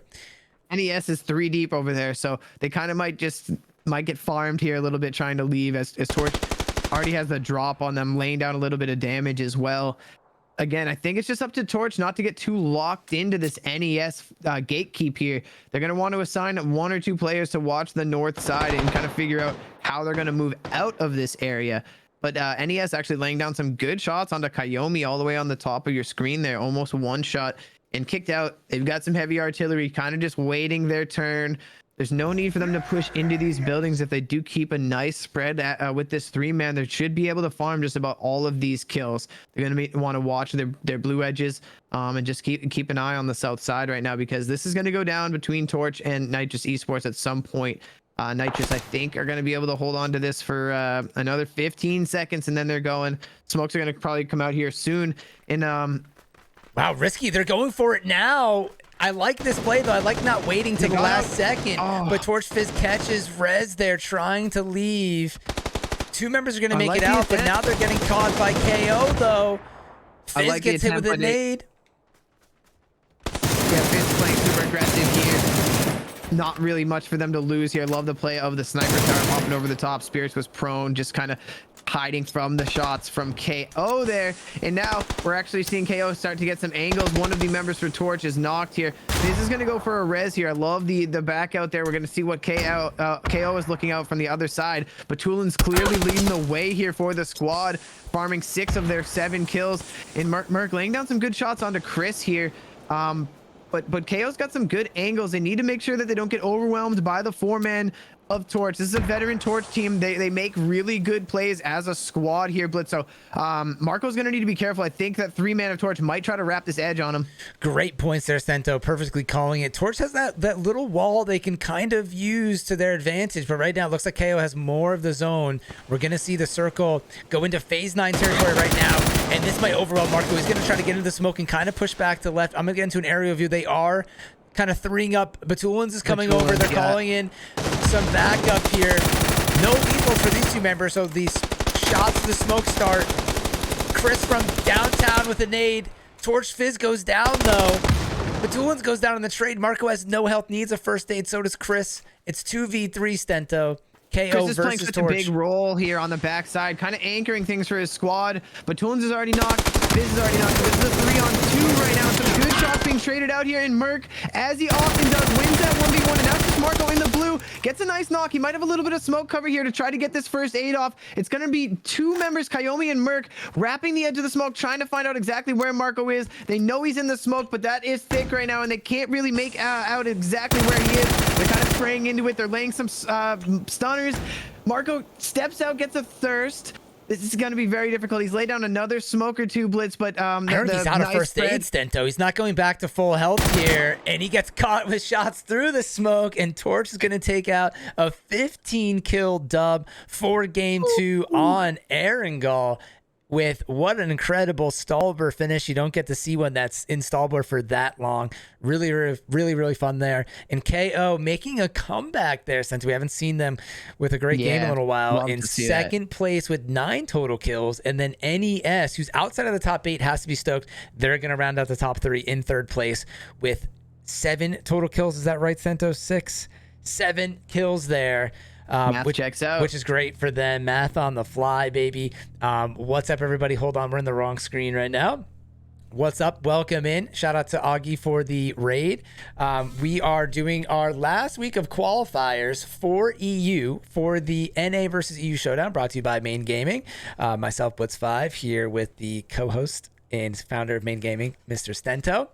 And any thoughts on that last game? Definitely more exciting than than game 1 there outside a hospital, and exciting to see a lot of those teams make it into like the final 5, really. Yeah, absolutely. You don't get to see a Stalber ending very much. So just a big shout out to Stalber for the fun ending up there. We've been kind of talking about, cities and certain places like that not getting favored as much as they might have used to. So that was a blast up there. And I think I kind of sensed what was about to happen. I think massive shout out to Kicked Out. We were talking about how they need to get it going again, and they did. They had a very good hold versus K7, our first place team. They were head to head on the north side there for a bit, and we caught the last second of it, but QDex had kind of snuck up on them and they were laying long range shots down on each other. And KO kind of got the best of K7 there, took I think QDex out and kind of wrapped away from each other there, but just a really good job from KO to pick up some kills, stay 4 strong until close to the end. When they lost the memory, but they were in prime position to win that match there. But I also kind of sensed that Torch was going to make a nice like team play, and they kind of overflowed Marco's side, and it kind of just sent that whole ending into chaos there, and everyone just kind of ripping through smokes, little like 1v1s, trades happening, heals, and just a good job by KO. I think if they were 4 deep, they probably would have won that battle because they were doing a really good job as a 3-man to hold that off. But Torch, in the meantime, picked up 15 kills, worked their way all the way from the south side of stall where we saw them hold out winner circle and then push all the way through. So that was just an impressive job from Torch. They're going to be gaining some valuable ground onto Kinetic 7 there. But what's next, Blitz? Match 3. You know, where are we heading? To the dusty desert of beautiful old Miramar. We'll be heading there after this game. So we got 2 back-to-back matches on Miramar, and then we'll be rounding out the last game there on Erangel. So we'll get that ready for you guys, and we'll be back in just a few minutes. GG's, everybody.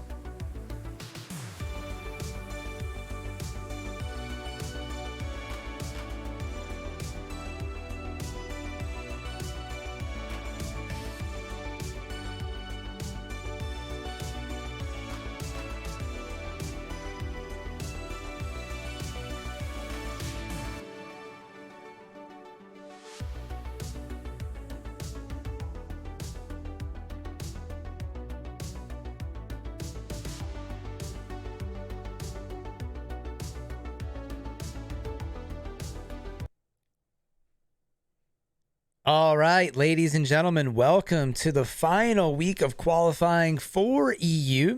This is the NA versus EU showdown brought to you by Main Gaming. We have a overall view here of our leaderboards, which will not include that last match, which was won by Torch. And not that that doesn't matter, but Torch is so far in the lead here in second place that as long as they keep playing consistent, we don't really have to worry about them falling out of the top 8, or they don't have to really worry about that for now. What is important, though, is staying in the top 8 for these teams, or making it into the top 8 if you're not there already, because the final 8 teams will be moving on to play versus the top 9 teams in NA for the actual NA versus EU showdown matches for the playoffs and the finals, which will be happening this weekend, and the following weekend will be ending on July 2nd, I think is the date on that. So you can take a look at the teams here: Kinetic, Torch, Winner Circle, Tenetic, RMV, Kicked Out, Team Toxic, Code Red Gaming, rounding out our top 8. And I keep liking to bring up Ace in 9th place, RS, we really haven't talked too much about, in 10th, NES in 11th. We've been seeing them a lot. They came in 3rd place there, so a great team to watch for. Euro as well as in 12th place, another team that's really almost there a lot of the times. So another team to look out for people that are kind of rooting for the underdogs. We also have some other stats here. Here are the kill leaders for the tournament so far. For EU, QDex in the lead. Ghost kind of making a comeback, though. QDex was so far ahead for a while, but Ghost is coming up from behind there in second. And then 3 members of Torch in the kill lead for Fizz, Luca, and Merc there, which is absolutely incredible for them. Then if we look at the damage leaders so far, obviously QDex and Ghost are going to be in the top there, but Ghost very close behind QDex, just 300 points off, and then 2 members of Torch, and then Traves rounding out the top 5. Then we have our head-to-head matchup. Kind of fun to look at this. A great stat here brought to you by T-Wire and Stento for Code Red Gaming and RMV. We saw those guys kind of, I think, like around 6th, 7th, 8th, 9th place teams here. Total kills, RMV leading the way with 9 additional kills over Code Red, 80 to 71. Damage is just about 1,000 off there, 1,000 ahead for RMV. Average placement for RMV is 8, 9 for Code Red, and average points 2 higher for RMV. You guys can see the statistics there. So just a little bit ahead. And then the MVP so far, QDex with an insane rating there, Stento, being at 97, because what we've seen for NA has been around kind of the low 90, high 80 mark for the top NA players. So QDex just going off. But really, earlier in the tournament, we saw him just going crazy with a lot of crate weapons. I can remember multiple games with the P90, so he's really been fed a lot of things, but also just making big plays for the team. And again, just to remind everybody, I'm here, Blitz5. We're hosting this currently on my channel, Blitz5 and Friends. Thank you guys for all the support. With me again is co-caster, my buddy, and founder of Main Gaming, Mr. Stento, bringing us into Game 3 on Miramar. Yeah, some great stats looking at there. I just want to, as we were mentioning it, our MVP QDex right now with a 97 Twire rating. I'm not sure if you don't play tournaments regularly, if you're not, really familiar with Twire, you might not realize how hard it is to get a 97 score on a single tournament. But to be holding a 97 Twire score throughout 20 matches in a league is absolutely insane. So the level that QDex is playing at is truly setting the pace right now. I just wanted to kind of to point that out. Just absolutely insane gameplay from him at the moment. And there are a couple players starting to close in. They've had a slow start today. I expect K7 to start picking it up. We really don't see them go very many games without getting into the final couple teams there, and they've struggled here so far today to keep 4 up towards the end. But again, just a very interesting couple of matches so far on Erangel. But we're back here on our favorite dusty desert of Miramar here, and we're watching some of the teams drop in. Los Leones first circle has popped Blitz, and we've seen this before. Picado and Los Leones kind of both centered up somewhat, and this is a somewhat mild circle here. Lots of the teams are already actually in. We don't say that very often when we're looking at our map in phase 1 on Miramar. Yeah, I feel like we haven't been getting many center zones on Miramar. They've been all over the place, which has made it really exciting. But a lot of the zones today have been like this, where there's a lot of teams in the zone or kind of forced into one area of the zone, and kind of slow early on and then getting crazy towards the end. And that's kind of how a lot of our EU games have played. It seems like EU sometimes is a little bit more passive in the beginning, and then we'll kind of step it up, where NA, sometimes we're seeing some crazy fights off the rip. And again, we're watching two teams right now that NES and AE landed at Los Leones. Both these teams are trying to make their way into the top 8. They're just outside of it. AE in 9th currently, NES in 11th. So really, it's not in their benefit to fight each other, but sometimes it just happens that way. We'll see if they kind of get out of the way. Their AE looks like they might be moving away from this to try to get some extra loot and not fight early on. Yeah, I'm just scanning my map over here. I don't really see anything too pertinent. Actually, I take that back. We've got the entire team of Euro on top of one member for T1 here. And actually, I've got kind of a weird glitch here, but they actually take him out pretty quickly, Blitz. I was trying to spectate on my own screen here, but it was quite a weird glitch there. But it's just to the north side of Hacienda. Is going to be our first knock of the evening here. But tuning into Winner Circle, sneaking up onto ZES here. This is Paul. We saw these guys again have a really strong game 1, and unfortunately got held out on the south side of Stallber in game 2 from our winners of that game, Torch. So they're going to be looking to bounce back here on the first Miramar of the night. Paul kind of giving his team a little bit of information on this ZES. They probably have no idea that he has snuck up onto this ridge, because why on earth would there be someone here? Yeah, this is a move, though, that you see some people make. This is why I don't love this compound, because you can get snuck up on from behind, from this ridge here. It's just not ideal. And you rarely see players early on kind of getting on the roofs for kind of the sight lines. And look at this AE. So ZS actually all left. They decided to leave and go to this compound in the center, which I don't have a great name for this compound, but this is a strong place to hold for rotations. So last member, Ghost, is coming up as Walshy is leading the way for a squad on foot. They're going to hear there's a vehicle coming in as well. I'm going to tap into ZS perspective. He might get crossfired here from Walshy.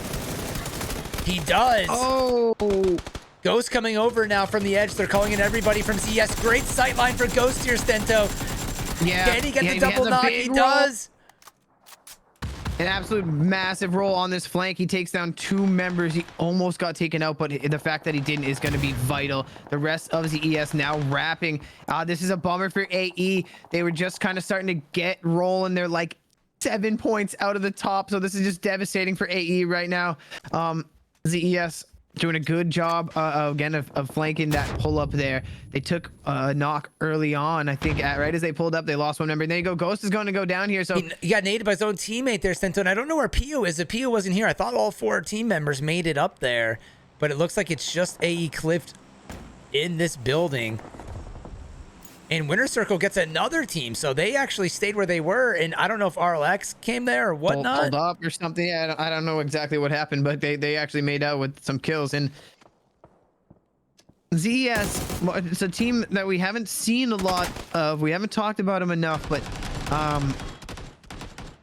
they're in a good position here to keep 3 up and pick up some kills. They find Pio on the push right now, so unfortunately Pio, as you'd like to see, trying to pull up and help, and might have been just too reckless, and they're going to take down Cliff as well. So really good job from ZES here to pick up 4 kills and remain 3 strong there. I think I talk about that a lot, Blitz. Early game, if you could trade out 4 kills for losing 1 member, is that a trade you make early game?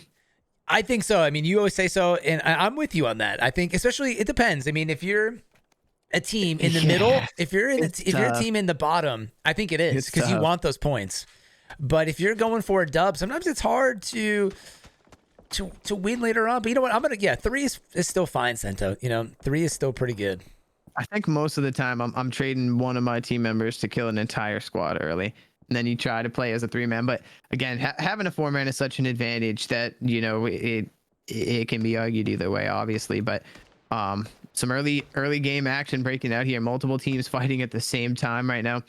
I think what's harder is, if you survive to the end and you go up against a K7 or a Torch, that's when you want all 4, right? So then it really hurts to miss that out. But then you're still pretty happy that you made it, say, to the end or got those kills. So overall, I think it is worth it. Something I want to say, Stento, is that this is Team Zealous. They are in 11th place, 13th place, excuse me.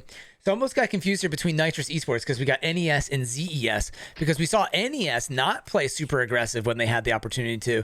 Meanwhile, ZES, I thought played that really well, Stento, kind of pushing into that building and getting those kills before, say, another team pulled up or something like that happened.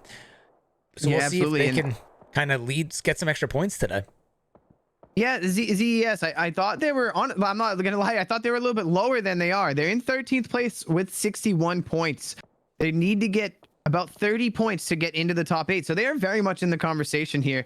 And again, just getting it going a little bit with a nice little squad wipe onto AE, who was in 9th. 4 points out of the top 8. So big fights happening from teams that are just on the outside looking in on those top 8 qualification spots.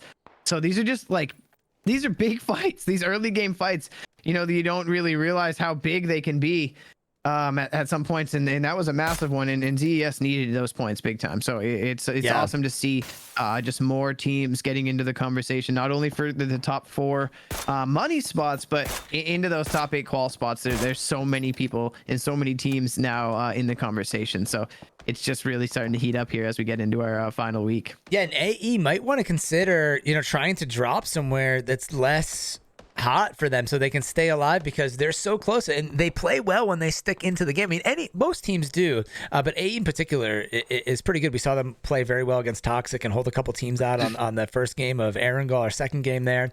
I think Let's have a look at your map. There's just all the teams like just is so dense. Yeah, everyone's centered up around, you know, the north side of Leone, inside Bendita, inside Picado. That's kind of like a triangle of big cities kind of surrounding everyone here.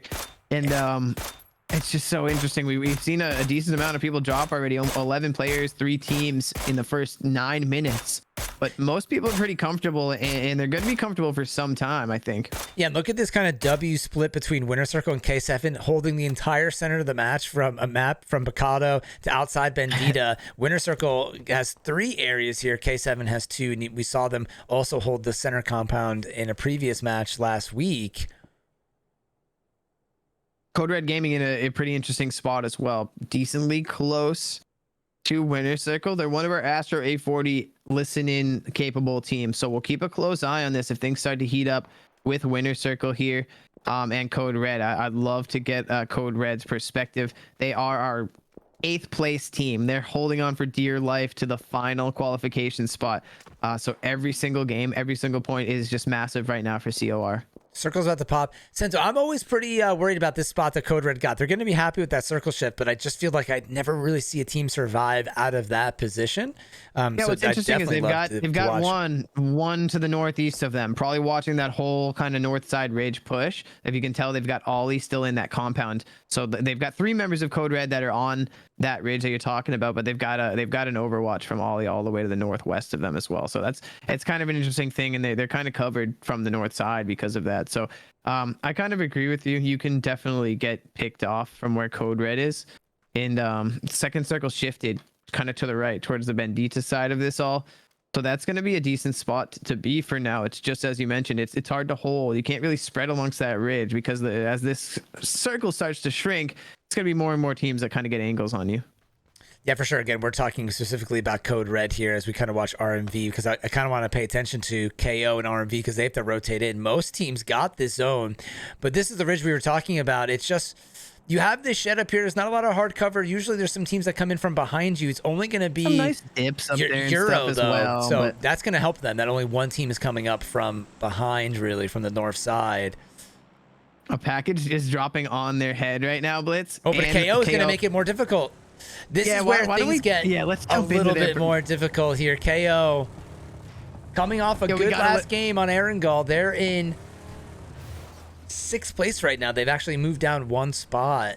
They just pulled up right onto Code Red, Blitz. Why don't we jump into Code Red's perspective and see what they're talking about? Oh, sure. Let's hop in. Give me 1 second here. We're going to hop into their audio now.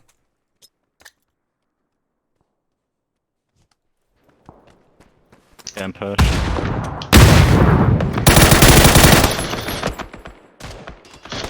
Heal him. One's up high above you. One's really high. Another one knocked. One's knocked. That might be the guy above. That might be the guy above, because you might be smoking top C. I'm going above you, Traves. Only one up. No, that's my flush. No, that was my flush. One up. Yeah, there's only one up. We've got 3 flashes. Yeah. Low on me on the car. Here, on the cars.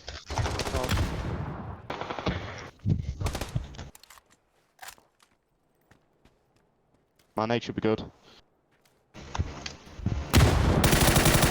Got rotated. Nice. Nice. Nice. Now retake shanties so I can go back to my spot.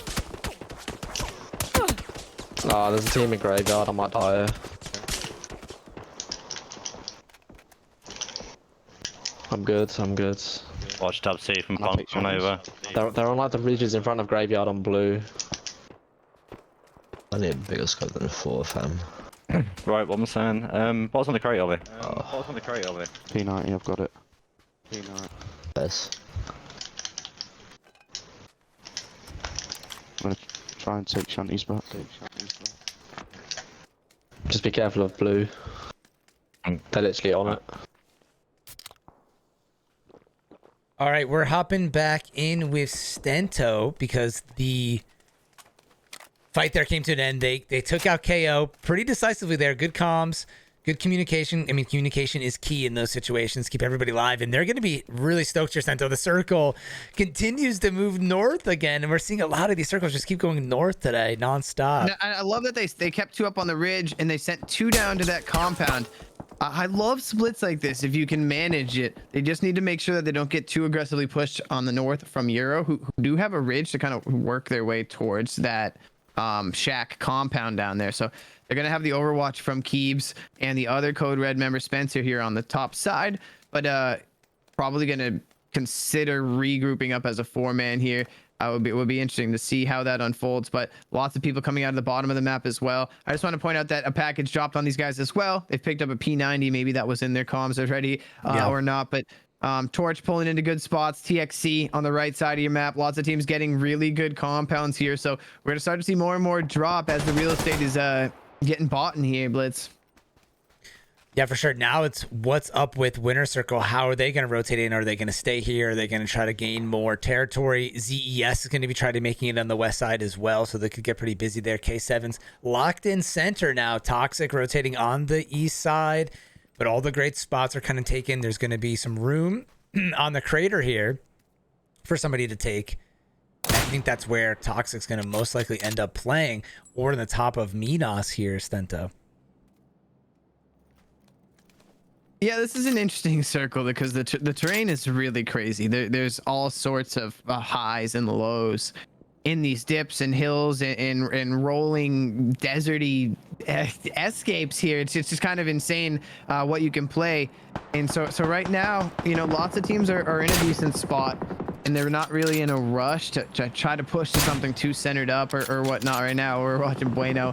I'm just begging him to hit one of these snipes on this guy on the airlift right now. Platinum 7, you're seeing on your screen. Sailing around right now. It'll be very interesting to see where P7 does try to jump here. We talk about these airlifts all the time. How they can make or break a game, and we oftentimes see them break rounds if people do not know exactly where they're going to land, and people are going to get ripped out of the sky. As you can see, Bonnie down to 9 health here. Another thing I want to point out, Blitz, is that this Thursday, we are seeing, excuse me, Wednesday night into Thursday, we're seeing an update with the game. So we're going to have the emergency airlift spawn rate be kind of reduced. So it's very likely we see a lot less of these moving forward in the esports side of things. Unfortunately for P7, losing one of their members on those airdrops, as we say, they really can break you around. So you need to use them. Consider using them very carefully. Right now, ZS pulled up behind Winter Circle now, so I'm going to tap into their view. Bueno's trying to fight it off right now. And Winter Circle, we caught the end of it. ZES just pulled up really late there. Well-timed push from ZES here, and they actually take an airlift. They're going to consider maybe throwing this down, whether they're going to use it as bait or whatnot. This could be good for their next rotation. They do have to use it before phase 4. Remember that, ladies and gentlemen. These are no good after another 50 seconds or when this does actually switch to phase 5. I'm not sure if this is shifting in already or not. But a really good pull-up from ZES. We caught it last second. We kind of called, I think you mentioned it before, ZES was going to have to move in off that side eventually. And really good job to pick up 4 more kills on the Winter Circle. They get all of those? I think they did because all 4 were up, and then ZS also got all the 4 kills on AE there. Really quickly, I just want to show you guys the scoreboard because Team Zealous is in 13th place. If this update's being a little slow right now. 1 second. There we go. ZES in 13th place with 61 points. They're going to need to get up to 90 to get into 8th place. But if they get a good game here, this could be huge for them. Just wanted to bring that up. And on the kill feed, we just saw Torch take out Toxic TXC. One of the Toxic teams, Toxic EU, is still up here. Torch. Yeah, look at that, though. Torch is incredibly spread right now. They're going to be regrouping right now. They're going to need the rest of the squad from the north to regroup here because Toxic EU coming out of Bendita and they're outside of zone. So this is their next push unless they've got cars or some sort of a tunnel, I don't know, to get out of there. But now, full pushing over the top. Pretty well timed. They're going to take down Fizz. So Torch are going to have a very tough task holding off Toxic EU here as this push has already started. Toxic has got a good spread now, and they actually do get that thirst onto Fizz. So unfortunate for Torch there. A little bit too spread, I think. Yeah, Toxic EU just came up at the wrong time. Merc has to watch out here because they don't want to get him knocked. No one's behind him yet, but someone's going to fill here. Someone's going to fill behind Torch. Check out this circle, everybody. The circle came back south, which I don't think any of us were going to expect because it just kept going north. It looked like we were going to see a circle, an unusual circle, but now we're seeing a circle everybody's familiar with when it comes back this way. We saw it last week. And RMV is going to move up. All the circle is going to keep shifting south here. So all these teams are going to move in behind Torch and K7. It's going to be a bloodbath on the north side. That's what we saw last time. And we're seeing Euro Squad pull up from behind here on P7 and Code Red. Sky with a long-range spray from the AR there onto Traves. Very nice spray onto Traves. And Code Red Gaming kind of caught gatekeeping several teams here.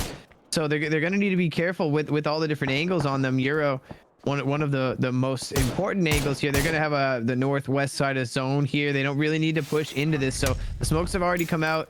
And now it almost looks like RMV on the other side are considering pushing. But there's a solo for P7 in the middle of all this. I just want to point that out, that there is a spoiler or two that could happen right now for Euro if they get kind of reckless with their push onto Code Red Gaming. No mercy for Platinum 7, kind of hanging out in the I don't know, does he have a shack there, a little ridges? He's got something over there, Blitz. But did Euro get this pack? I think this is the package that Code Red got. I'm gonna tap into their perspective up here. In the shack too. He's hiding in the shack. This is why I was worried about Code Red. I mean, they're still 4 strong, but that's why I was worried about this spot, because as soon as teams come behind you, it's hard to really hold a great spot on this hill. But Code Red does have a really good split right now, and if they hold out Euro successfully, this could be good. But if Euro pushes up on these 2 members from the west side onto Spencer and Ollie, this could get tough. ZES is also going to make things difficult on the west side. As I mentioned, Spencer's just doing a really good job of pushing RMV back. He's been watching RMV and kind of sent them a good amount to the east side now. So just a good job of Code Red. They've had this spread for a long time. Again, we talk about it a lot, that it kind of makes us nervous because a lot of these teams get crashed and whatnot. But Code Red doing a really good job right now to keep it keep everyone up while holding this spread, while holding multiple teams. They did take 1 knock, but they regrouped. And again, they might want to regroup on top of this hill sooner than later as this kind of starts to push everyone a little bit closer towards them off this ridge. We're seeing a Euro now battle with ZES, who's having a great game, but they're going to run into a 4-man of Team Euro here. So working their way off that ridge is going to be very tough for ZES. Godly's got the low side angle here with the 4x AK as well. I think that res might be happening already, but Godly has spotted the anchor player for Team Zealous. Sal's playing a big role right now to prevent the push, and they do get the res right now, but it's still a 4-man here for Team Euro. Lots of kills happening in the kill feed, but we're in a good spot right now. Team Zealous have to come off this ridge towards Euro, and Code Red Gaming still on the high side of it all, watching all of this. And it looks like Nocino starting to push onto Code Red Gaming a little bit more than Team Zealous. They might kind of regret that because Team Zealous is going to have to push in regardless. They had a knock, just a really good job from Team ZES to hold strong there and regroup to 3 strong. But now it's gonna be tough for Nocino. He's going up against the P90. little help from his teammate enables him to get that kill, but the trade is immediately going to pop off. And now Euro, just really tough here, getting pushed from both sides. We're going to go to a quick aerial view. 2 members of Euro down. Bosnian trying to figure out what to do. They know someone got over here to the left side. Now they're kind of in this kill box right now. Another member from Euro goes down. Bosnian's going to get pushed from multiple sides here from the team. It's going to be too much, I think, here, Stento. It's going to be a little overwhelming. Trying to pull out the mini spray. Code Red picking up more kills. They're already at 13 kills, Stento. So no matter how this works out for them, this is going to be... Amazing job from Code Red to hold strong there. They did lose one member, Ollie, to like an insta-third situation. But again, you take that trade if you're picking up massive kills. We switched over to NES right now. They're holding out K7, our first place team, and we're down to our final 4. So all that happened really quickly. Only 23 minutes about to pass us on the clock here. Anto just taken out by this NES squad. That's their first kill of the day, but they have found themselves into the top 4. So this is, I believe, our 10th place team. They need every point they can get. They've done a good job getting into the end game here. They just need to try to pick up a little more kill points, but this is a very difficult spot to play with all the ridges on the north side. K7 kind of holding that north side ridge now. And NES, they're going to need to group up on Mulf eventually to kind of play this side of zone. But as you can see on our map, K7 have got a really good split kind of watching this direction here. And there's a solo on a pack to the excuse me, a 2-man for T1 on the pack as well. So just very interesting end game here. And we are going to have to be a little bit patient while we wait for some of these pushes, I think. Yeah, we're down to a final 4, everybody. 23 minutes into the game, phase 6. This is pretty early. QDex, our top player of the tournament, got the knock with the DMR, then following up with the MG3. Again, we said this team funnels all of their care packages to QDex here, and he's just an absolute monster with them. He just picks up so many kills.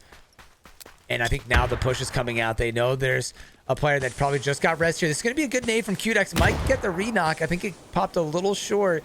But again, this circle's playing so differently here now, Stento, because so many teams have been eliminated. Now QDex, I mean, K7 doesn't really need to worry about a team coming in from behind just yet. And Code Red's actually playing really aggressive here, pushing up on the west side. Yeah, Code Red have got a pretty good command of the zone right now. They're meeting on your mini map with T1 on that side, but we're gonna stay right. I figure let's see quickly. Yeah, no, yeah, I think it's a little bit of a stalemate on the other side here, and you're actually seeing NES catch one of those final 2 T1 players. I think that they're trying to get the final member as well. Ruzi's kind of in a little bit of a pinch down there in that low side bowl that he's trying to come out of. Keebs has spotted him as well. He spotted both players, one from NES, one from T1 there. So there you go. Final member from T1. Ruzi's going to go down. Traves picks that up for what, again, is a monster round so far for Code Red Gaming. What's actually going to happen here is they're going to have to square off 3-man versus 3-man versus a very strong K7 team on the north side here. I'm not sure Keebs realizes that K7 has a massive kind of right to left flank happening right now. So they're going to need to be careful. I think they're going to play the low side of this ridge for now, regroup a little bit. They know NES is to the east side of them. So just 3 teams up right now, all broken teams, as you can see. Only 8 players remain. Really interesting move here from K7 because they, instead of over pushing on NES, they decided to leave that area. And now Keebs is pushing up. I wonder if he heard them here, saw them. He definitely hears them now. He's got the P90, which is great for this situation. Shots coming off. He's going to come over the ridge here. Tries to get a knock, but QDex is just too fast to respond and gets Keebs down. That's a big loss for Code Red Gaming. Unbelievable. I thought Keebs was going to get a double kill there, but as you said, a good flick there from QDex with the MG3. Yeah, that was actually an insane flick. That should have been a double kill for Keebs. It looked like it was about to be. I don't know how QDex responds to that. Traves also goes down as well. It's just Spencer left. He's got the MK, though. He's going to switch a shorter scope onto it. He's going to go red dot for the rest of this situation here. He did get a good knock onto Tyro there, but Gav is on the instant revive, and he still has to worry about the 2-man of Nitrous Esports on his backside here. So really good job from K7 to fend off that close range threat of the P90. And now Spencer kind of in a rock and a hard place situation here. The stuns, all sorts of nades. raining down on him right now. He's going to get a little bit of a smoke wall to kind of play off of here. He's still got the red dot on that MK, so he can devastate from short range. The time to kill on this gun is absolutely insane. Puts 31 damage on the one player. The other two have pushed up close range. A nice team movement there from Tyro and the K7 squad. They're looking for just 2 more players left. Nitrous Esports, Jackal, and Spirit are kind of imitating the wrap that K7 just did, as you kind of see them begin to wrap the north side ridge over there. Yeah, I'm surprised that NES didn't try to come in and third party that a little bit. Again, we saw them play a little bit more passive in the previous game. Could have been a good time to maybe try to get some shots on K7 and do the same move they kind of did in third party. So now they're going to have to try and defend this versus a top team with 2v3 situation. We'll stay tuned on to K7. We're watching Gav Qdex in Frontier with the SLR MG3. It looks like they've spotted Spirits and Jackal. They're going to try to get into this next ridge or two. It's only phase 7, so a little bit of time left on the clock here. If we don't see something break out early because of a knock, there will be a little bit of time to wait. But in the meantime, Kinetic 7 do have 8 kills, so beginning to get it rolling. It was a somewhat of a slow start for them today, but by game 3, we see them back on pace here with 8 kills, already into the top 2 of this match. Can they find the chicken dinner? They've got heavy artillery. They've got, I think, a P9, or they've got an MK and an MG3. We're seeing Tyro with a broken vest here, but some good shots. Don't need a vest if you can lay down the shots, but he unfortunately doesn't get that knock onto Jackal. Just puts him down to half health here. We're going to gain a little bit more zone here and push up. And there you go. MK being put to work there. Oh, my good. Yeah, with the insane single fire shots on the MK there. That was kind of unbelievable. Not a good idea for NES to have the sniper there, though. You don't want a sniper in a 2v3 versus K7, as now they're just kind of pushing full speed right here. Qdex with the MG3. I think he's going to finish it off. He gets the last kill there. And smart plays from K7 to end the game with a dub. They are definitely secured a top 8 place for sure, because they're so far up, but this is just going to help again with that lead. So again, first place with 10 kills. Then NES in second place with just 2 kills, but a good placement points for them. And then Code Red Gaming finishing at the top 3 with a great game. They got 9, 12, 14 kills for themselves, which is definitely going to be great for their scoreboard. And we'll say hello to everybody at the end of game 3 there. Our first match on Miramar. Welcome in. Again, this is the EU portion of the NA versus EU Showdown. This is the last week of qualifying, and then we're going to be making it into the playoffs and finals, where the NA and EU teams will finally be versing each other. But again, right now it's just the EU teams. And crazy move there from K7 to move away from NES when there's just 2 kind of members left that they had on the back of their heels. They could have pushed and probably got him, but they just did a crazy rotation, ended up working out. And that's why K7, I guess, is where they're at, because they just make those really smart plays to avoid getting third partied and just backing out, when most teams, I think, probably wouldn't have done that, Stenta. Yeah, I forget who they kind of fought there. Maybe it was some of NES, and I forget there was another team in that area, but you know, they make a lot of noise and they're fighting with someone, and then it's everyone guns tucked, wrapping that north side to try to totally catch Code Red Gaming off guard. In those type of plays are just game winning, game losing type plays, but again, that type of flank totally caught Code Red Gaming off guard. Keebs was underneath, heard them, almost was able to get a double kill, which I don't really think K7 knew he was there. They started to shoot at the long range, and then it was just an insane turn by Qdex to take the P90 down. But it was insane. Again, that was kind of the play of the game right there. Can Keebs step over and get these kills, and Qdex shut it down? I think Code Red Gaming wins that if he steps over and gets a kill or 2 right there, because then you're going to see the rest of Code Red Gaming come over and help, and it's just going to be one more member. So that was a game-changing play for me right there. A really good save from Qdex using that MG3, kind of making it look easy, man. Yeah, I'd almost want to go back and watch that replay, because we were watching the perspective of Keeves. We saw 2 members, and like sometimes you end up shooting both players, which might have hurt him there, right? Like if he was just shooting one player, it might have hit him. Maybe he got confused on target. But for us, it looked like he was going to get a nasty double kill, and then that flick was just insane. So definitely need like a slow motion replay of that at some point. But we'll get ready for even more action. On to game 4. The games are going quickly today, everybody. So hopefully you guys enjoying the action. Game 4, and then back to Erangel in game 5. We'll be right back in just a few minutes. GG's, everybody.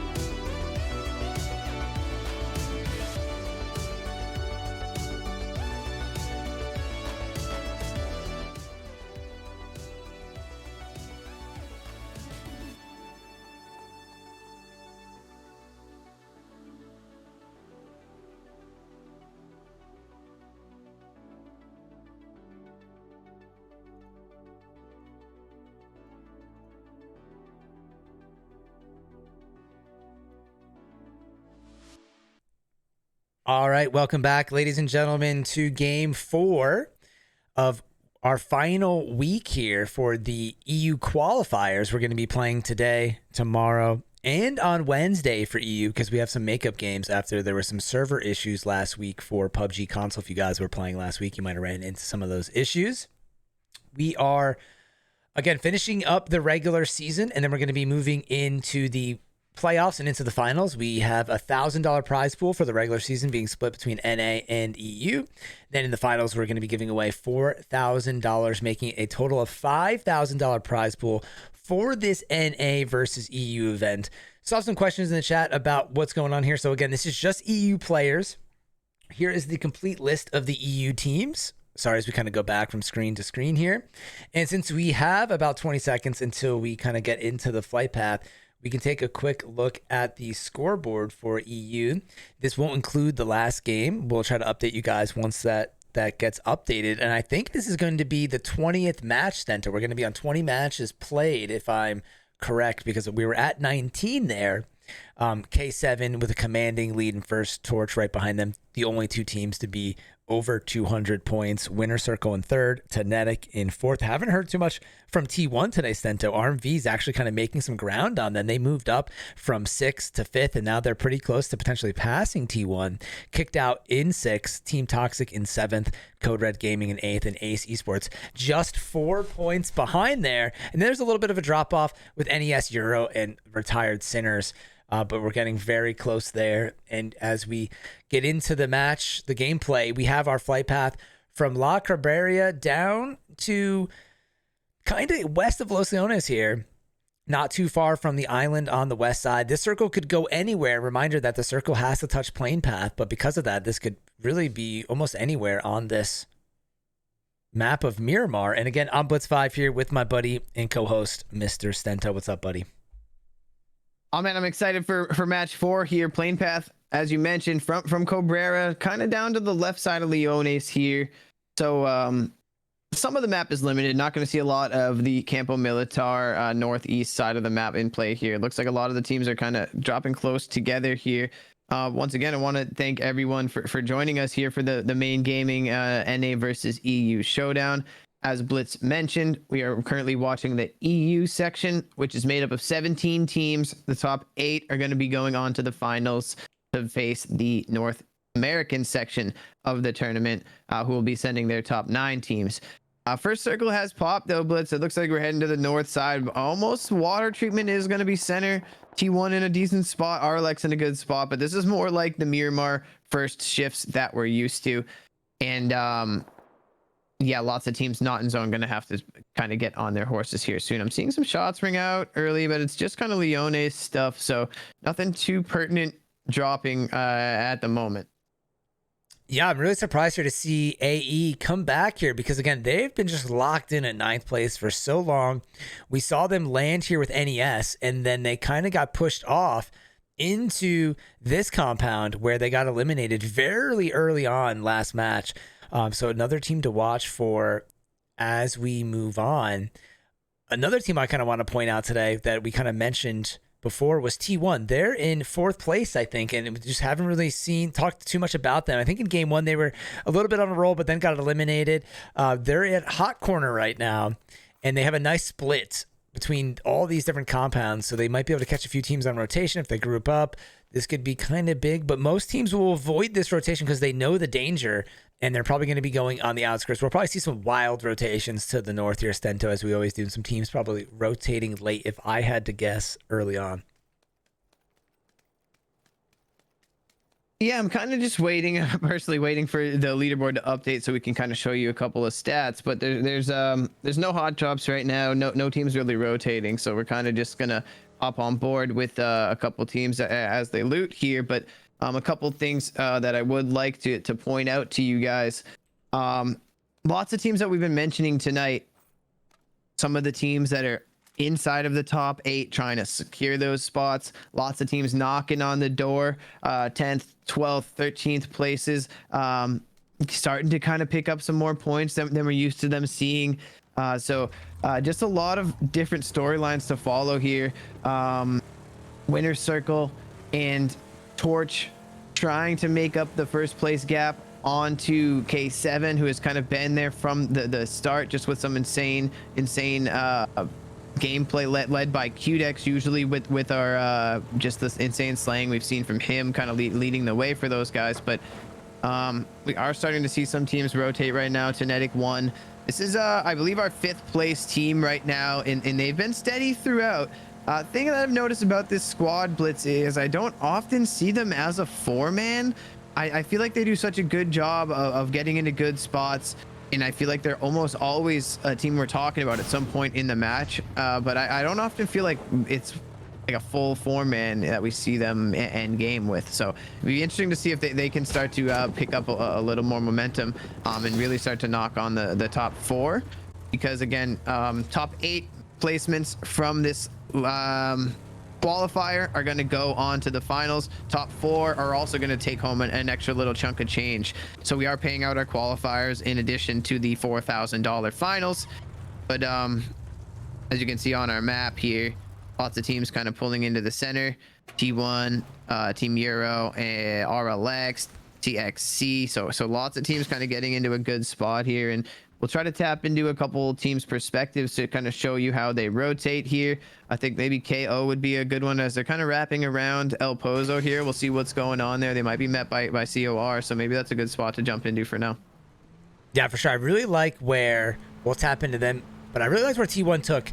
This compound is a great spot to hold, and I feel like it's kind of easy to crash below or above there. Winter Circle just took a emergency pickup outside of they left Picado in a landing and water treatment. But yeah, I just really like that spot that T1 took, and we were talking about them, kind of highlighting them. So it'll be interesting to see how this game goes for them, you know, barring any of the crazy circle shifts. So I want to bring up to you, Stento. You mentioned we have the update incoming, which is going to lower the pickups. We haven't seen an insane amount. Again, I think NA utilizes the pickups more than EU so far. When we're playing in NA, it feels like every game we're seeing multiple of those, so many of those. And also with that, we're going to have a lot of the weird changes coming into the game with the tactical gear and all that stuff. I think there's, you know, they're putting in even more things into esports mode. So the mortars are in esports mode. The tac gear, or I don't think the tac gear is going to, but the blue zone nade's going to be in. The jammer bags are going to be in. So I don't know if we're going to be altering some of those settings or playing with that. I know in the PC esports, they're already playing with it. There's some complaints because of the esports. It's going to be interesting to see how we navigate this going into the playoffs and into the finals with such a big change happening right now in the month of June.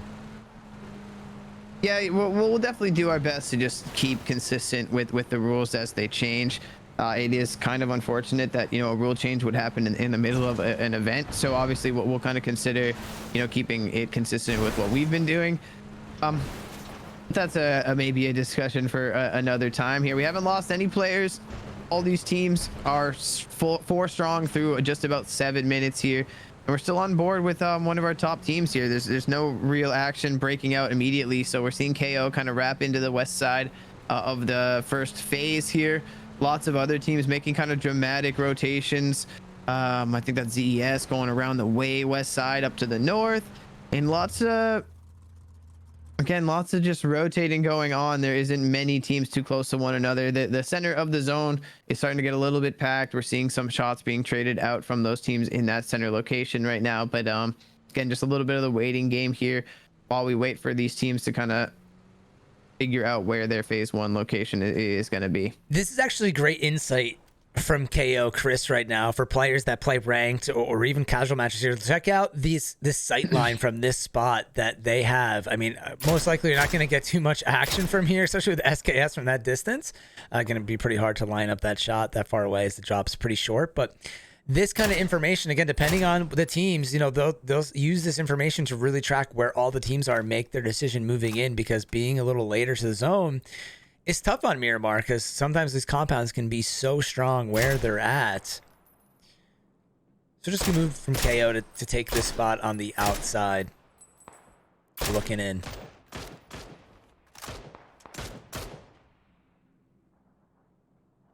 But I'm honestly surprised they're even shooting that shot with an SKS.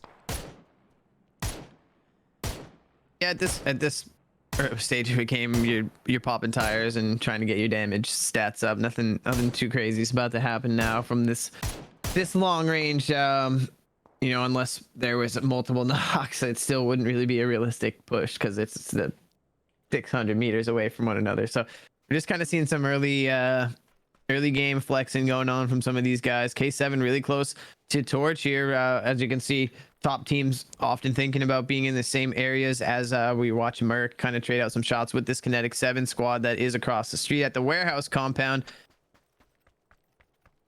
Yeah, so I wonder if they know this is K7 or not yet. Two heavy hitters here. Our first and second place teams right next to each other. Platinum 7 below them.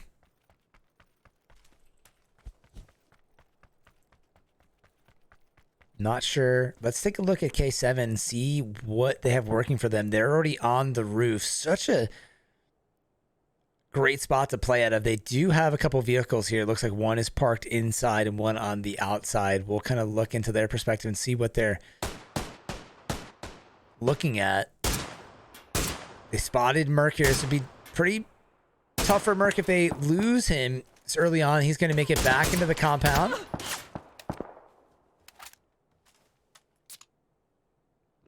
We're just about approaching the 10-minute mark. Have we even lost a player this game, Stento? No, we're just 60-man lobby right now. We've had a team or two miss out on the event tonight. So unfortunately, just 15 teams. So it's just a 60-person lobby here. But 10 minutes passed, and we haven't seen anyone drop here. Phase 2 has shifted, and these guys are both on the edge. Unfortunately for K7, they're on the wrong side of that edge. And water treatment continuing to be the center of zone here. And hopping on board with K7 with their rotation. This is 4 deep. I love to see this. I'm curious where they're going to land here. Probably nothing too crazy, no crashes or anything. These guys are currently in cruise control with a slight lead over Torch, but it's not too comfortable. So they're going to be playing this quite serious. Game 4 tonight, game 5 tomorrow, and then we've got 8 more matches to make up our regular season here. So again, still a decent amount of PUBG to be played here, but you know, these teams are taking it real serious towards the top of the leaderboard here. We're watching Toxic EU drop in on Winter Circle at water treatment here. They're going to take that unpushable building. So I loved seeing a team like Toxic EU make sure that they had a plan to drop there. Clearly, everyone is going to drop on that building if they're getting shot at.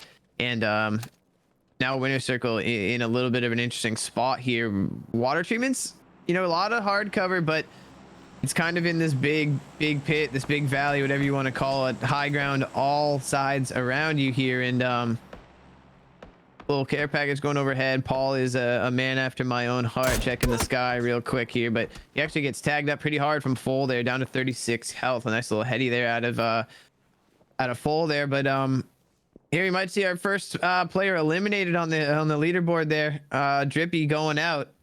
Code Red Gaming pulling up on that as well on the north side of the map. Maybe that's where we should check out. ZES is one of those teams that we talked about knocking on the door of the top 8. They're on the outside looking in right now. So every single kill, every single point matters for these guys. They're going to need to be real careful as Code Red Gaming kind of taking a little bit of the aggressive push here after getting one of them. Yeah, Code Red is poised here on ZES. Curious to see if they're going to try to wrap around using this wall and send Ollie up here and then move up. And how's ZES going to respond to this? Sal's already got an angle. He's going to push it hard up to the wall. Now Ollie just got Traves right in his back pocket here. Now they're going to need to be careful because ZES has somebody in the long building. That roof is very playable. We see people go up there all the time. Ghost is going to be a very important player here for Team Zealous. Again, they're on the outside looking in. They can't afford to really go out early in these games. They need points every single chance they can get. And a really good peek there from Traves, saving his teammates that were pulling up. Now they just have 2 more members to worry about, and they're both in this stable building, Blitz. Yeah, they are pushing strong like they should here, especially with Ghost down on top. Now is the time to go. Some trades going out on the other side. Surge picked up a knock onto Ollie, but Traves with a trade there. So now it's just one more member. I think it's Sal hanging out inside. Some really good shots. Puts Keeves down to 1 shot. Unfortunately, he doesn't pick up that knock here.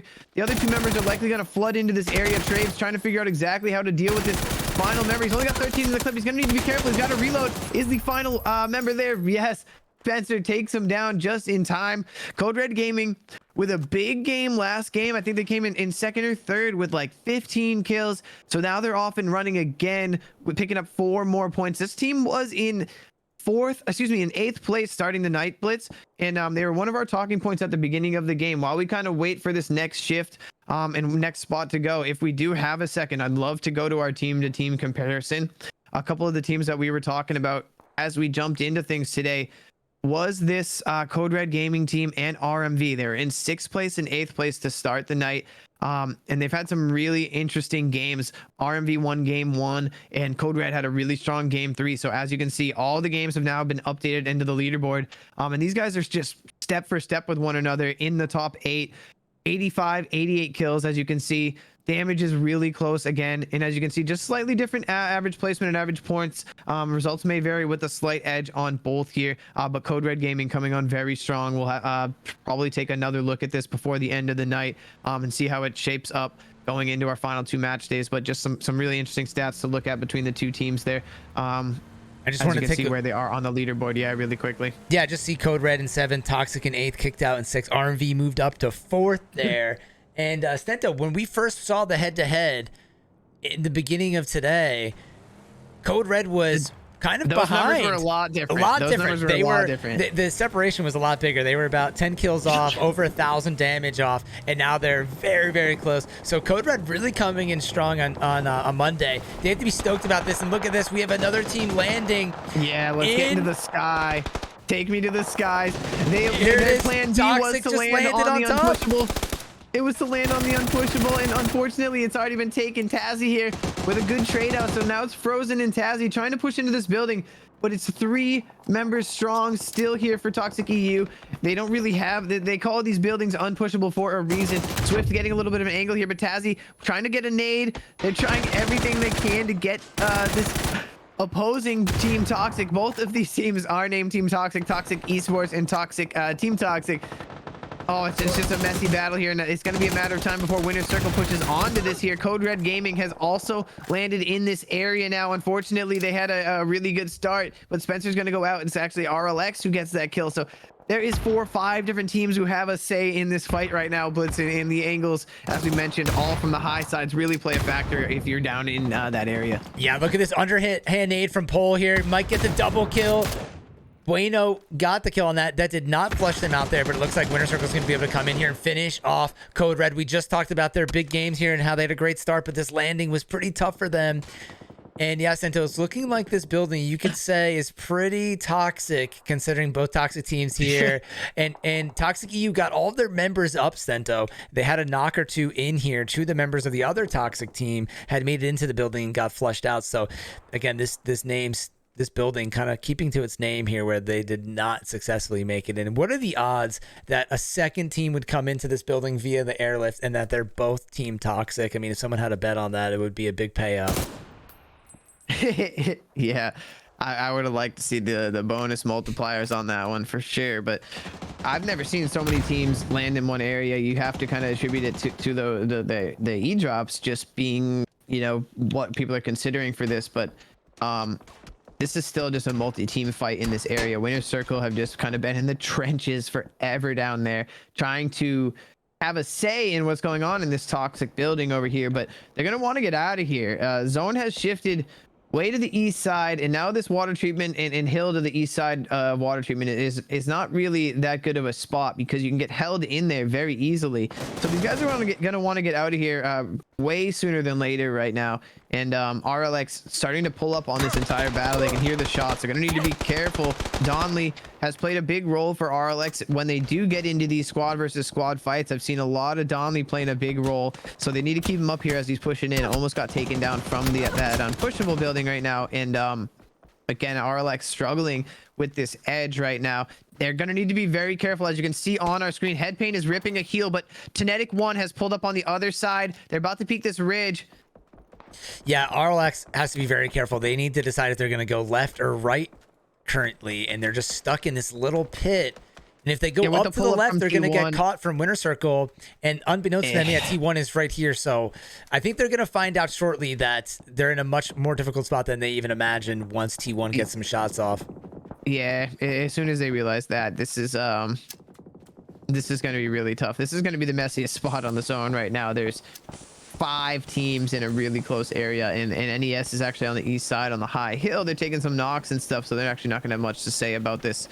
So most of the action is happening way down low here. I'd love to see what T1 is looking at from this ridge here, Blitz. They've got Ruzi, who's kind of pushed all the way. Yeah, I love this angle that we got here.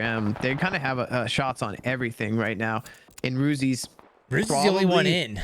Yeah, probably trying to communicate to his team that, you know, we need to figure out our way in or around water treatment here, because playing this back ridge, only have so much time. In RMV pulling They up just crashed on Ace here. Cars flipping over, making it into the building. Moe's with just 9 health, gonna go for a first aid. Teammate gets ripped from a guy. AE in the truck here. Yo! Oh my god, Hacker takes him down, but some nice little head peeks from PO there. Almost gets a double kill. Clift is there for the trade. However, it's down to just Moz. He gets around the corner and takes down 1, but the third party's starting to lay down some damage here. He's gonna He goes for the flush, in the but building. gets killed himself, Stento, as he makes his way in. Yeah, it was actually T1 Clousy with a bolty that took him down from behind there. Now it gives AE a little bit of a chance to regroup here. PO is in that truck, and while she takes down the pushing Kiss, one of Kinetic 1 members on the hard push there to kind of try to get these frag points onto Ace Esports, but it kind of backfires with some really good shots out of that AE member. Yeah, and this just allowed RLX to make it into the water treatment because T1 had to shift that way. They saw the cars coming in, they went that way. So now RLX is fighting with Toxic, who finally had to leave the unpushable building. And RLX here trying to find them out. 3 members of Toxic EU down. Only 1 remains. And we're going to see they're going to have a tough journey here because Winter Circle's already taking this part, but then look who's overshadowing the whole situation. Yeah, take me up there. These guys are starting to pick up all of these kills, Blitz. I just saw them. They actually picked up 2 of those kills onto Toxic EU down there. And they've got 5 already. And right now, QDex and the boys in a really good position to see everything. Almost center zone right now. It's going to be long range shots, and it's actually on to Platinum 7 right now, laying down some good damage through the smoke. Got that from Ivix. He predicted the movement back to the right. And yeah, I was going to say before that I saw K7 was kind of taking out NES, and that once they got this top spot, they were going to be completely untested. And we're seeing what is the results of that right now coming in. I mean, there's no one else that's even close to taking this spot from them. They're completely safe up here. Yeah, and right now it's just going to be free kills for these guys. I love this perspective that we got because everyone else is just down again in those trenches of water treatment, just battling it out hand to hand, and QDex just up here with free range, free shots down on these guys. And there's more teams down in there. There's Winter Circle down in there. There's T1 that just kind of crashed AE in the gas station. So there's so many teams on the low side of this all, and these guys are just picking up damage, picking up kills. And now the bully from Ghost. Ghost is coming in, making their life just so difficult over there. But QDex says, you know what? I guess I'll join in on the fun too and also shoot at Ghost. Wow, these long range shots, RLX have got all eyes on them, whether it's QDex up on the mountain, whether it's Winter Circle dropping nades on their heads. There's little to nothing they can do besides maybe high five each other. They have gotten into the top 8 here. 22 minutes have passed, down to top 7 now. As AE goes out in 8th place, Euro Bosnian is picking up that kill. So Euro starting to pick up some very valuable points here. As you can see on your map, they're starting to wrap towards Torch. They're going to want to reconsider that. Torch has got a pretty good foothold in that compound right now. And K7 up on the hill. It's going to be very tough for them to push in off that edge. Now T1 pushing in off their own edge as well here. So lots happening on the edge. And again, I think we're in the right spot. I think we just want to watch K7 right now because there's no fights breaking out hand to hand. And these guys have eyes on everything right now. Yeah, I mean, who would have thought that we'd be in the perfect spot to just watch this team shoot it every single direction? And honestly, I've just been sticking on QDex because he has been hitting some amazing SLR shots, which is not easy to do with the SLR. And he just keeps going from one team to another. And so many teams are just backed up against the zone. It's only going to get more difficult as phase 6 starts to close in about 23 seconds here. A big knock actually breaking out on the other side. Godly and Euro picking up a knock onto Torch and onto T1. So they're kind of in between 2 teams on the low side there. And again, this angle's pretty good for this. We're seeing them decide that they're going to push aggressively up to the mountain right now. QDex is trying to push them back. but they've done a really good job of picking up some knocks onto T1 here. So maybe we need to snap over to Euro's perspective, because they've got some really good knocks onto both teams down there, and they're pushing aggressively here. QDex is forced to kind of back up off the hill, so we're kind of taking the low side here. A really good job led by Bosnian here, picking up 4 kills, 5 for the team as they kind of work their way into some of these ridges on the low south side. They've got 2 more members of Kinetic 1 to deal with, and Bosnian says, I'm not done yet. I've got 4. I'm about to make it 5. Where's the final member? Stikas is just kind of over the hill here. So Euro's kind of going to be in a comfortable spot here now on this ridge, Blitz. Yeah, Sky's got a good flank to the left. What I'm keep watching is QDex or any of the members of K7 going to drop down a little lower to get an angle onto Euro. They're going to have to worry. They might want to tuck in underneath K7 so they don't just get picked off from a distance, but it looks like their push now has been slowed. And I kind of want to hop into a little view over here because we're seeing the zone now push these teams out. RLX just has been eliminated. Stickos, the last members hiding in these rocks. I guess I'm going to go back to K7 Senta because they're overwatching this situation. Anto was just there. Now And they've sent Gav. Gav all the way down to the low side to keep an eye on Torch. This is the second place team. They're going to send Gav all the way out here as kind of an extension arm to make sure that Torch isn't able to easily push in off this zone. I'm sure he's going to call for the overshots. His goal right now is to just not get knocked, not let these guys take too much of zone. Again, this is our first place versus our second place team here, and we've got about 10 matches left in this regular season. So Yeah, these Euro. are very, very important times, and again, K7 is going to want to do everything they can to slow down Torch at these moments right now. Unbelievable, because K7 is just causing so many problems from up top. Tried to be in Gav's perspective, but I'm going to go back to the top here and see who's overwatching. It's Anto, who just got godly. Kind of Euro was trying to sneak in and get some cleanup And he kills picked onto up a Torch. Groza. These guys are just fragging out now. They're up to 8 kills. QDex picked up the final member of Kinetic 1. They're going to go out in 6th place here. And again, K7 just has eyes on everything here. They can see Torch right now. They've got Gav down there, and they're able to just kind of, again, focus everything here with such good zone. Nobody else is really in zone. If you do take a little bit of a look at your mini map on the bottom right, there's just barely Euro kind of sneaking into the south side, and K7's got a dominant split on the north side, and a couple of broken teams coming out of water treatment. But all eyes right now from K7 starting to focus on the Torch, who is no longer in zone.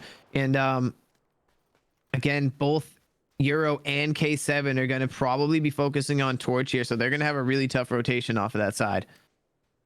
Yeah, I really want to see what Torch is going to do. Smoke walls coming out so they can run to the right here, try to get into Euro and get some cover. There's a little bit of ridge here that we saw Euro use to get over to T1, but QDex is just there on the other side hitting shots, and Gav might fill in behind them, Stenta, which could be a really big problem. QDex's angle is just insane, and he's also just hitting the shots that he needs to hit, even through some of the smoke there. QDex, Wow, the what was MVP. that? He's the current MVP, and we're That spray seeing... through the smoke was insane. Looks like he's thinking about it. He's going through. Look at that. Methodically just going from left to right on the smoke. Didn't hit anybody, but the chance was there. Then a nade comes in from Anto, was it? Finally, smoke starting to dissipate here, and that's going to slowly start to take these guys down to Anto and the rest of K7 with a really good flank here. Quickly, down to our final 3 teams. Final 2 teams. Winner's Circle with a successful push out of the water. I guess they got... Too close to the rock to pull his parachute here. He's going to need to get down to that low side to help quickly, because Winner's Circle is a team that demands some respect. They've got Ghost over the top here, and Bueno as well. Ghost takes down Anchor Anto. goes down. Gav goes down. This is pretty good for Winner's Circle. Now they've made it a 2v2. We missed Winner's Circle. Successfully took out Euro. We're going to tap into their view. They got 11 kills for themselves. Ghost, this is one of our kill leaders in the tournament. He's been chasing down QDex for a while. Wow, some great shots trying to locate one of the K7 members up there. Quickly, what was a 4v2 in favor of K7 has been chopped down into a 2v2. Ghost and Bueno kind of wrapping the low east side now. We've got some zone for now, but honestly, K7 have a dominant little split up there with ridges, so it's going to be a very difficult task for these guys to find their way up. We're going to need to see some good shots out of I think Winner's Circle to maybe pick up a knock here.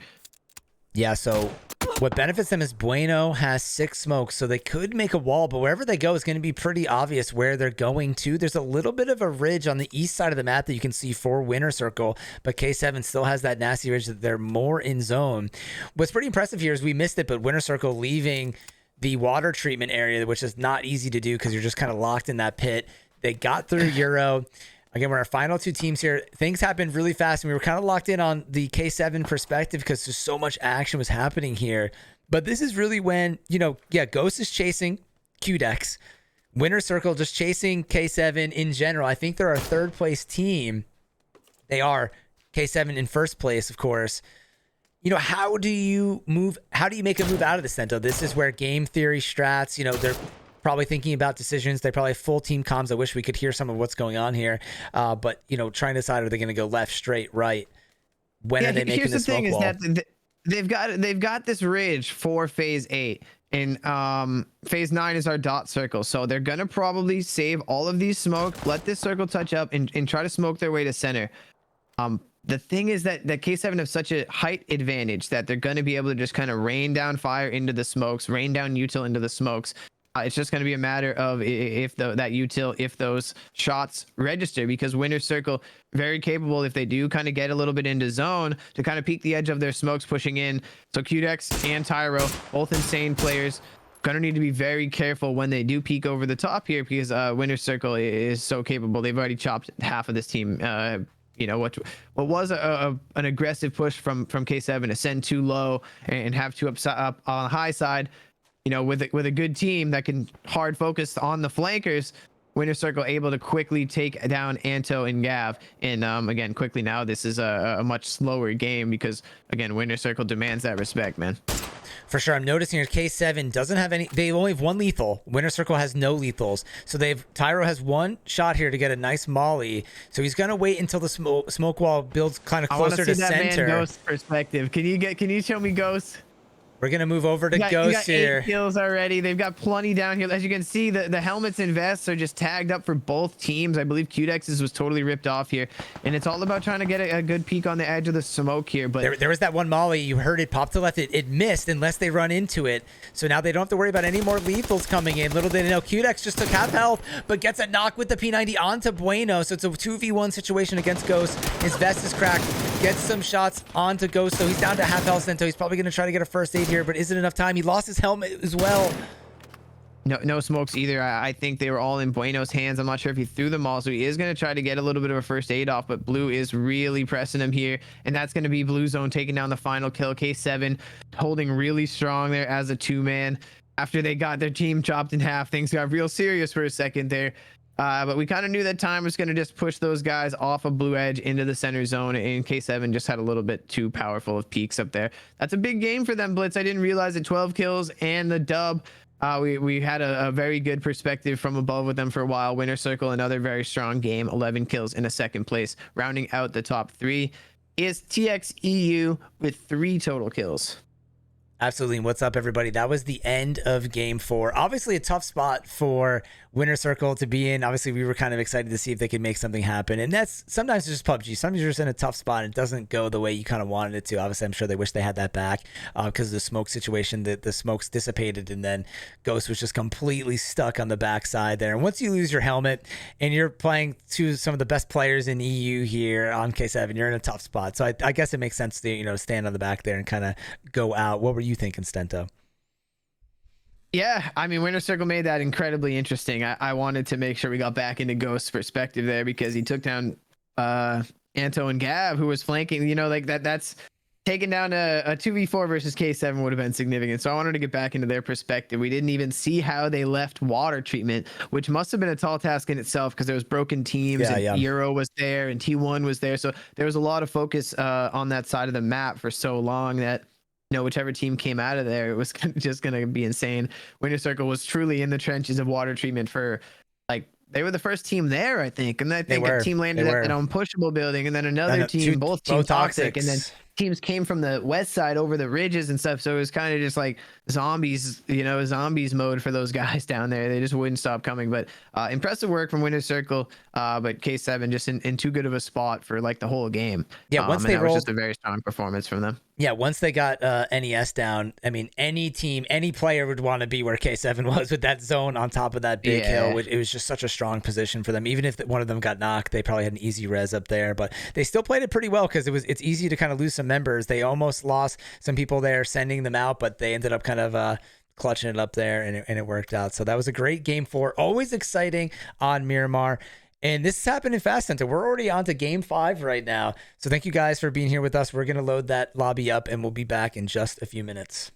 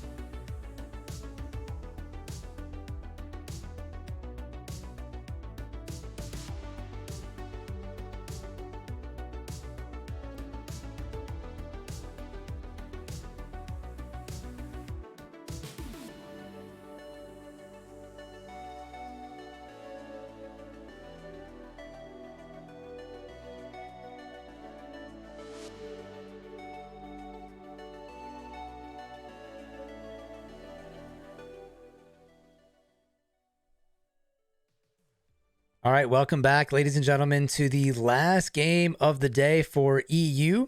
Again, this is for the NA versus EU Showdown qualifiers, brought to you by Main Gaming. I'm Blitz5 here with my buddy, fellow co-caster and founder of MG, Mr. Stento. We have our plane path from Kamishki going all the way past Gatka to the water over here. I like this northern plane path because we might see another interesting circle potentially, but very rare that this one will go pretty far south. And I don't even know if it's possible that we could see a military base with this one. So we might see some different drops with this flight path. Yeah, we know K7 likes to go to military base. We know lots of teams land Snake over in the Milta Power area. So there's going to be some serious restrictions on the terrain that can be landed on here with such a plane path. But match 5 of the evening, Blitz, you mentioned it a few minutes ago. These matches are going faster and faster, it feels like. And after tonight, we just have 8 matches left. We'll have 22 matches out of 30 played once this match ends tonight. And again, that's just a little, we're saying there's a lot of PUBG to play left. There's a little, we're getting down to it. So we'll take a nice look at the scoreboard here when the final match that we just played on Miramar gets added in there. So we'll give you guys a kind of an idea of who's in the top 8, who's in the top 4, which teams are on the outside looking in, need to make some plays. And there's definitely a lot of different things to keep an eye on here as we do end our regular season for EU. This Wednesday will be our final match day. But there you go. Plane path has started from Kameshki down through Gatka. And going to be a lot of teams hanging out on the north side of zone here. Can't wait for this first circle. Yeah, and a team to watch right now is NES. They've moved up to 10th place right now. They're only 2 outside of the top 8, and they're about 13 points off of that. So if they have a good game here, they could easily push towards that. But the only issue is that Code Red Gaming is that team in 8th place, and they've kind of picked it up here as of late. So that could kind of delay their push into the top 8. And then really AC Esports this whole time, Stento, they're still in 9th place, and they really haven't moved up too far there. That's A&E squad A. So another team to kind of watch out for in this last match of the day as we kind of get back to Erangel here. Euro and RLX fairly close to one another. In Rozak, we don't really see this too often here. RLX kind of moved in a little bit. We've seen them. They kind of usually fight over Watertown and go for this car. We saw Saint get killed earlier doing that, so it looks like they decided not to do that. Yeah, a couple different hot drops I want to point out. One is in Zanaya, P7, and NES, that team you're just talking about, who's one of the teams that are trying to make a push into the top 8. I don't need to be very careful with P7 in the same city as them. And as you mentioned, RLX usually land Watertown. They are in Rozhawk with Euro. We've seen both of these teams kind of scrapping it out early game. So it's very possible that happens once again. Euro is another one of those teams on the outside looking in. RLX would really need to have a strong end to this tournament to be considered for the top 8. So we'll make sure we're keeping a close eye on these 2 hot drops here. I think we got an update of the scoreboard already, Stento. Potentially, I'm seeing 20 matches played, which I think... No, that doesn't include the last one. Okay, we're still missing that last one. Yep. All right, so we're still missing that. Usually that updates a little bit further into the match here, so probably in the next 5 to 10 minutes, we'll see an update of that. And we're on board with Headpain here. We mentioned it earlier. Headpain and Don Lee seem to kind of be 2 of the members leading the way for RLX. They continue to try to grab some points. They're kind of lower on the leaderboard, so they're in a tough spot. But again, they still have 9 games ahead of them to play. Blitz, what 4X are you rocking on your scopes here? Ever since the Switch, I've been I use like the SLR. It's like the nice even crosshair. I think I do. So right now he's got like the 5.56 AR 4X on his. I do the traditional bulky sniper 4 times on all my guns. So like what, an SKS or yeah, that's what I use too. But I love seeing the different things because I see some people sniping with like the 7.62 one is like brutal to see. Yeah, it's like not even like switching to the circular 4x for a sniper and AR spraying with that with 5.56 is nuts to me, but I see it actually happening a lot, and I see a lot of people using what was the old 5.56 4x with that nice little chevron. I see the people using that. Yeah, with, I think like, Headpain with was just DMRs. using that Yeah, on the sniper. yeah. I see a lot of people using that one on sevens DMRs and on snipers. So it's interesting that I love the option that they brought that for us to kind of switch it. I wish it was gun by gun, because you kind of generalize a bunch of your guns once you make that switch, which is weird to me. Yeah, well said. When they changed that on PC, you can change it in game like very quickly, but on console you have to go into your settings. So I almost wish we just had the original settings, because I kind of like the way that they were, right? I kind of like the way that it was set up previously. It's weird that it masks all your 4x scopes with the same. It's bizarre. Yeah, it is a little bizarre, but obviously, yeah, everyone has their preference on that stuff. Sometimes I like to see, what people are using on their red dot. I'm just a dot guy. I don't know about yourself, Senta. I just go for the classic red dot. Sometimes I'll do... Oh, Blitz, we got to get over to shooting range. I didn't even notice this fight was breaking out. TXC versus RMV. RMV Hacker's on the aggressive push. He just knocked somebody. Probably got to get into his perspective. He's in a very interesting spot. Oh, gets caught by Daisy there. Good response with the Scar versus the M4. Here's the flush going to come out. I'm not sure why we'd use this nade. Maybe just worried that there could be another member of RMV here. But little as you know, I mean, Hacker is kind of by himself. Actually, it is being overwatched by Maz. So there we go. My mistake there. That's why Tazy making a very smart play, actually. What I thought was kind of weird. Makes sense because Maz there with a really fast SKS shot onto Tazy. And he's going, I knew somebody was over here. I shouldn't have peeked up here. Might be able to save the day here. He's gonna need to get one more kill. Benjo has moved to the outside right, as you can see just through the autumn colored tree there. Benjo's peeking the edge here.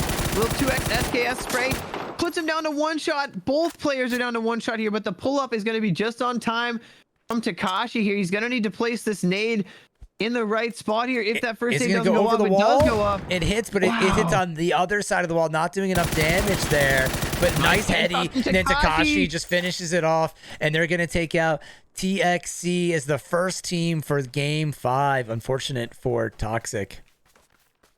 Yeah, in RMV, they were in 6th place starting the day. I don't think we have an updated leaderboard, but RMV is definitely in the top 6 here. So every point matters for them to make sure they stay in the top 8, and they make a push for the top 4 money spots as well. So there's a ton for them to be playing for here in the final couple games here. But lots happening now on the kill feed, Blitz. Yeah, Pole already has a care package. We're kind of flipping over to Heaven here. Winner Circle has one member down, and they're fighting ZES, who's again outside of the top 10 but very close here. I love seeing the FAMAS, so I'm going to be tapping into Pole. Ghost goes down from another Ghost. Ghost, our second kill leader of the tournament so far, down for Winner Circle. So if he gets flushed out, it's going to be a big loss for Winner Circle, but they've already had a kind of a great day today, so it won't ruin it for them. That thirst does come down. Bueno almost gets out upsurge there. The rest of the team on the flank, but now KO is here picking up some kills. They pulled up. I love that pull up from KO. Really smart play from them to get in here and get some kill points. They need as many points as they can get here. Tap into their view. KO's moved down to 6th place. That's an extra point for them. Toxic EU also rotating by. Can Mark rip somebody out of the car? Loses control there of the AUG a little bit, but back on to Winner Circle. Chris is flanked left. Winner Circle trying to escape, but didn't see that Chris is there. Pulls down. Pole had the FAMAS, so Chris is going to be able to get the FAMAS. Oh, some good shots onto Toxic EU here. I love the early game action here, but Tulin takes him down. He might be able to pick up a double kill here. Wow, the carnage is all over the place. Left, right. You can't really... There's just so many teams getting involved here right now, and it's kind of KO that's emerging on top of this Heaven battle here. I think ZS still on the other side here, and now potentially a team from Yasnaya getting involved from really long range. So this is just absolutely insane action going on in this Heaven area. And phase 1 is still going down. We're seeing some more kills pop out on the kill feed here. Up on the north side, RMV trying to rotate through the wrong area. They're going to lose Maz here. Hacker's going to drive off. Code Red picking up a quick kill there. Takashi considering pulling up. What's he doing? He's out of his car right now. Yeah, he's trying to get involved. I love that. RLX, in the meantime, losing another battle to Euro on a hot shot in your kill feed there. So unfortunate there. Oh, Takashi with the knock on the ollie with the mini. Nice follow-up. I thought after he hit the initial heady that he was going to not be able to get that knock, but he followed up with some good lead shots. I think he just wants to be a little bit of a disruptor and is going to now take off after that. We'll see. Yeah, not going to be able to confirm this, I don't think. Only real play for him is to leave. I think he's just kind of getting a little bit of a revenge knock for his teammate that got ripped out of the car, but Hacker and Takashi will be able to get away here. Code Red Gaming, just in the right place at the right time there. Hacker's actually pulling up in a decent spot here, but we're tapping over to a new battle here. KO finally meeting what is a couple members of Team Zealous here. Yeah, it was ZES. I think they just eliminated ZES, wanted to hop over there and see this end. So KO really in the right place at the right time, and we caught it as well, which is great from a spectator perspective to catch that fight. They have 5 kills. They have to be stoked about that. I think they might have got that FAMAS potentially off the body of Pole there. Maybe they decided not to get her, or maybe got missed there with all the action going on.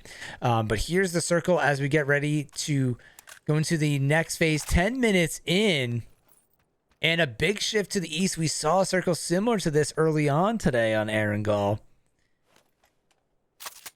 Already a lot of destruction 10 minutes in Stento. We do have an update on the leaderboards if you guys want to take a quick look here after this circle switch. We'll head over to the scoreboard right now. I think that we can kind of skip over the top teams because they're pretty safe for right now. Really, Tenetic, we'll start with them, staying in 4th place. RMV, very close right behind. Kicked Out has dropped down to 6th, but they're still in a pretty comfortable position. Code Red moved up after a big game today. They had kind of in the low teens in a dinner there, 2nd place. Team Toxic snuck their way into 8th now. They might have moved down actually a little bit. Ace still in 9th. Euros moved up to 10th. And Nitrous Esports NES in 11th there. So you guys can take a look at some of the teams. We have a bunch of teams right now actually rotating. So we're going to get back into the action on that. T1, our 4th place team, cutting in between K7 and NES. NES going for some kills here, trying to pick up a point if they can, ripping someone out of the car. But now T1's going to most likely get away from here and avoid any knocks. K7's being shot at from multiple areas. QDex goes down, and the immediate flush coming in from Toxic Sly there. Yeah, perhaps pulled up to get some kills here, but in the wrong spot. I didn't exactly see what happened. I think they pulled up on this hill to just shoot at cars going by, and I think QDex so as paying well. for it. And they lost the tire. Tyro's going to go down. They're switching out, trying to switch into the driver's seat there. As they get lower and lower, they should be safe. But now they're going to need another car. And Tyro gets eliminated. Pretty open circle here, Stento, with all the early mayhem. We'll see what NES is seeing, because they have this kind of... What do people call this building, Stento? The police building here? Has many different names over the years, I feel like, from different people.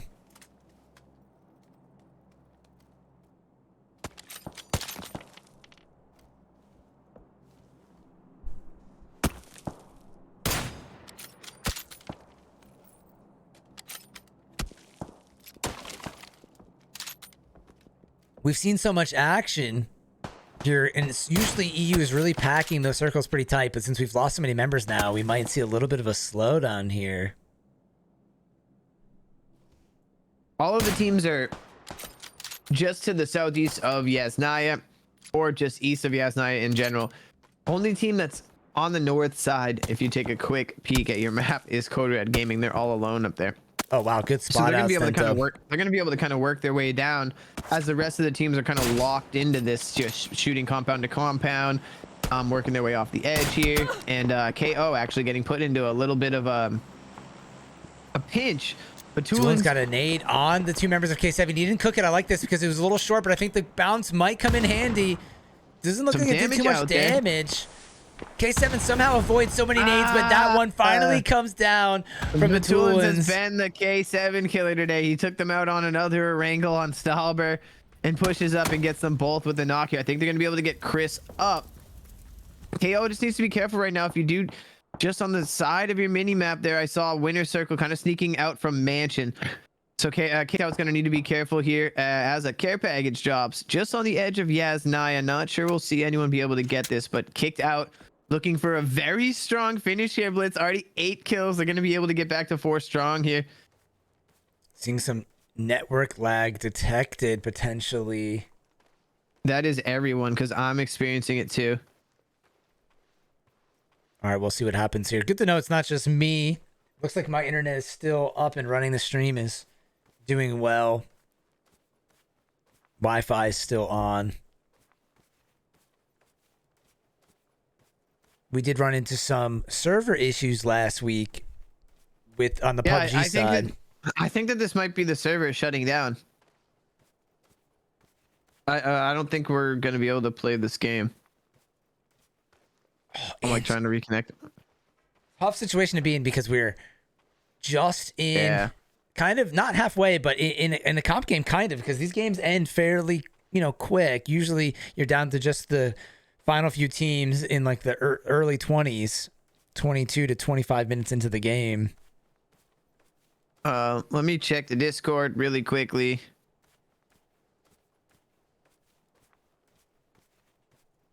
Yeah, while Cento checks out, we'll also kind of see what happens. Let's take another quick look at the scoreboard now. I love kind of going through this. It's hard to really take in all this information here because there's just so many teams. There were 17 teams on the NA side. There's 24 teams. We're going to be back kind of as long as the servers are okay. We'll be back later tonight for NA. EU plays first at 3 p.m. and then we go over to play NA at 8 p.m. Eastern Standard Time. Obviously in the Eastern Standard Time. We just got kicked out of this match, so we'll see if we can rejoin in or how the teams are faring with this. But again, we'll go back to the scoreboard while we wait to figure out what's happening here. Of course, we can only bear with as much as we can on our side. We obviously have to deal with PUBG's issues and server stuff that we can't control.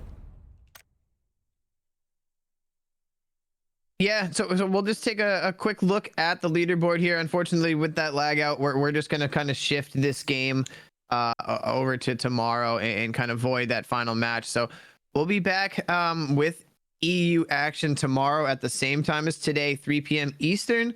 And everyone, it's very important to remember that we'll be back tonight with our next NA section. We're going to see Groups A versus Group B in the North American section of the NA versus EU Showdown tonight. So we'll be back here in exactly 2 hours from now, 8 p.m. Eastern time, watching again Groups A and Groups B tonight.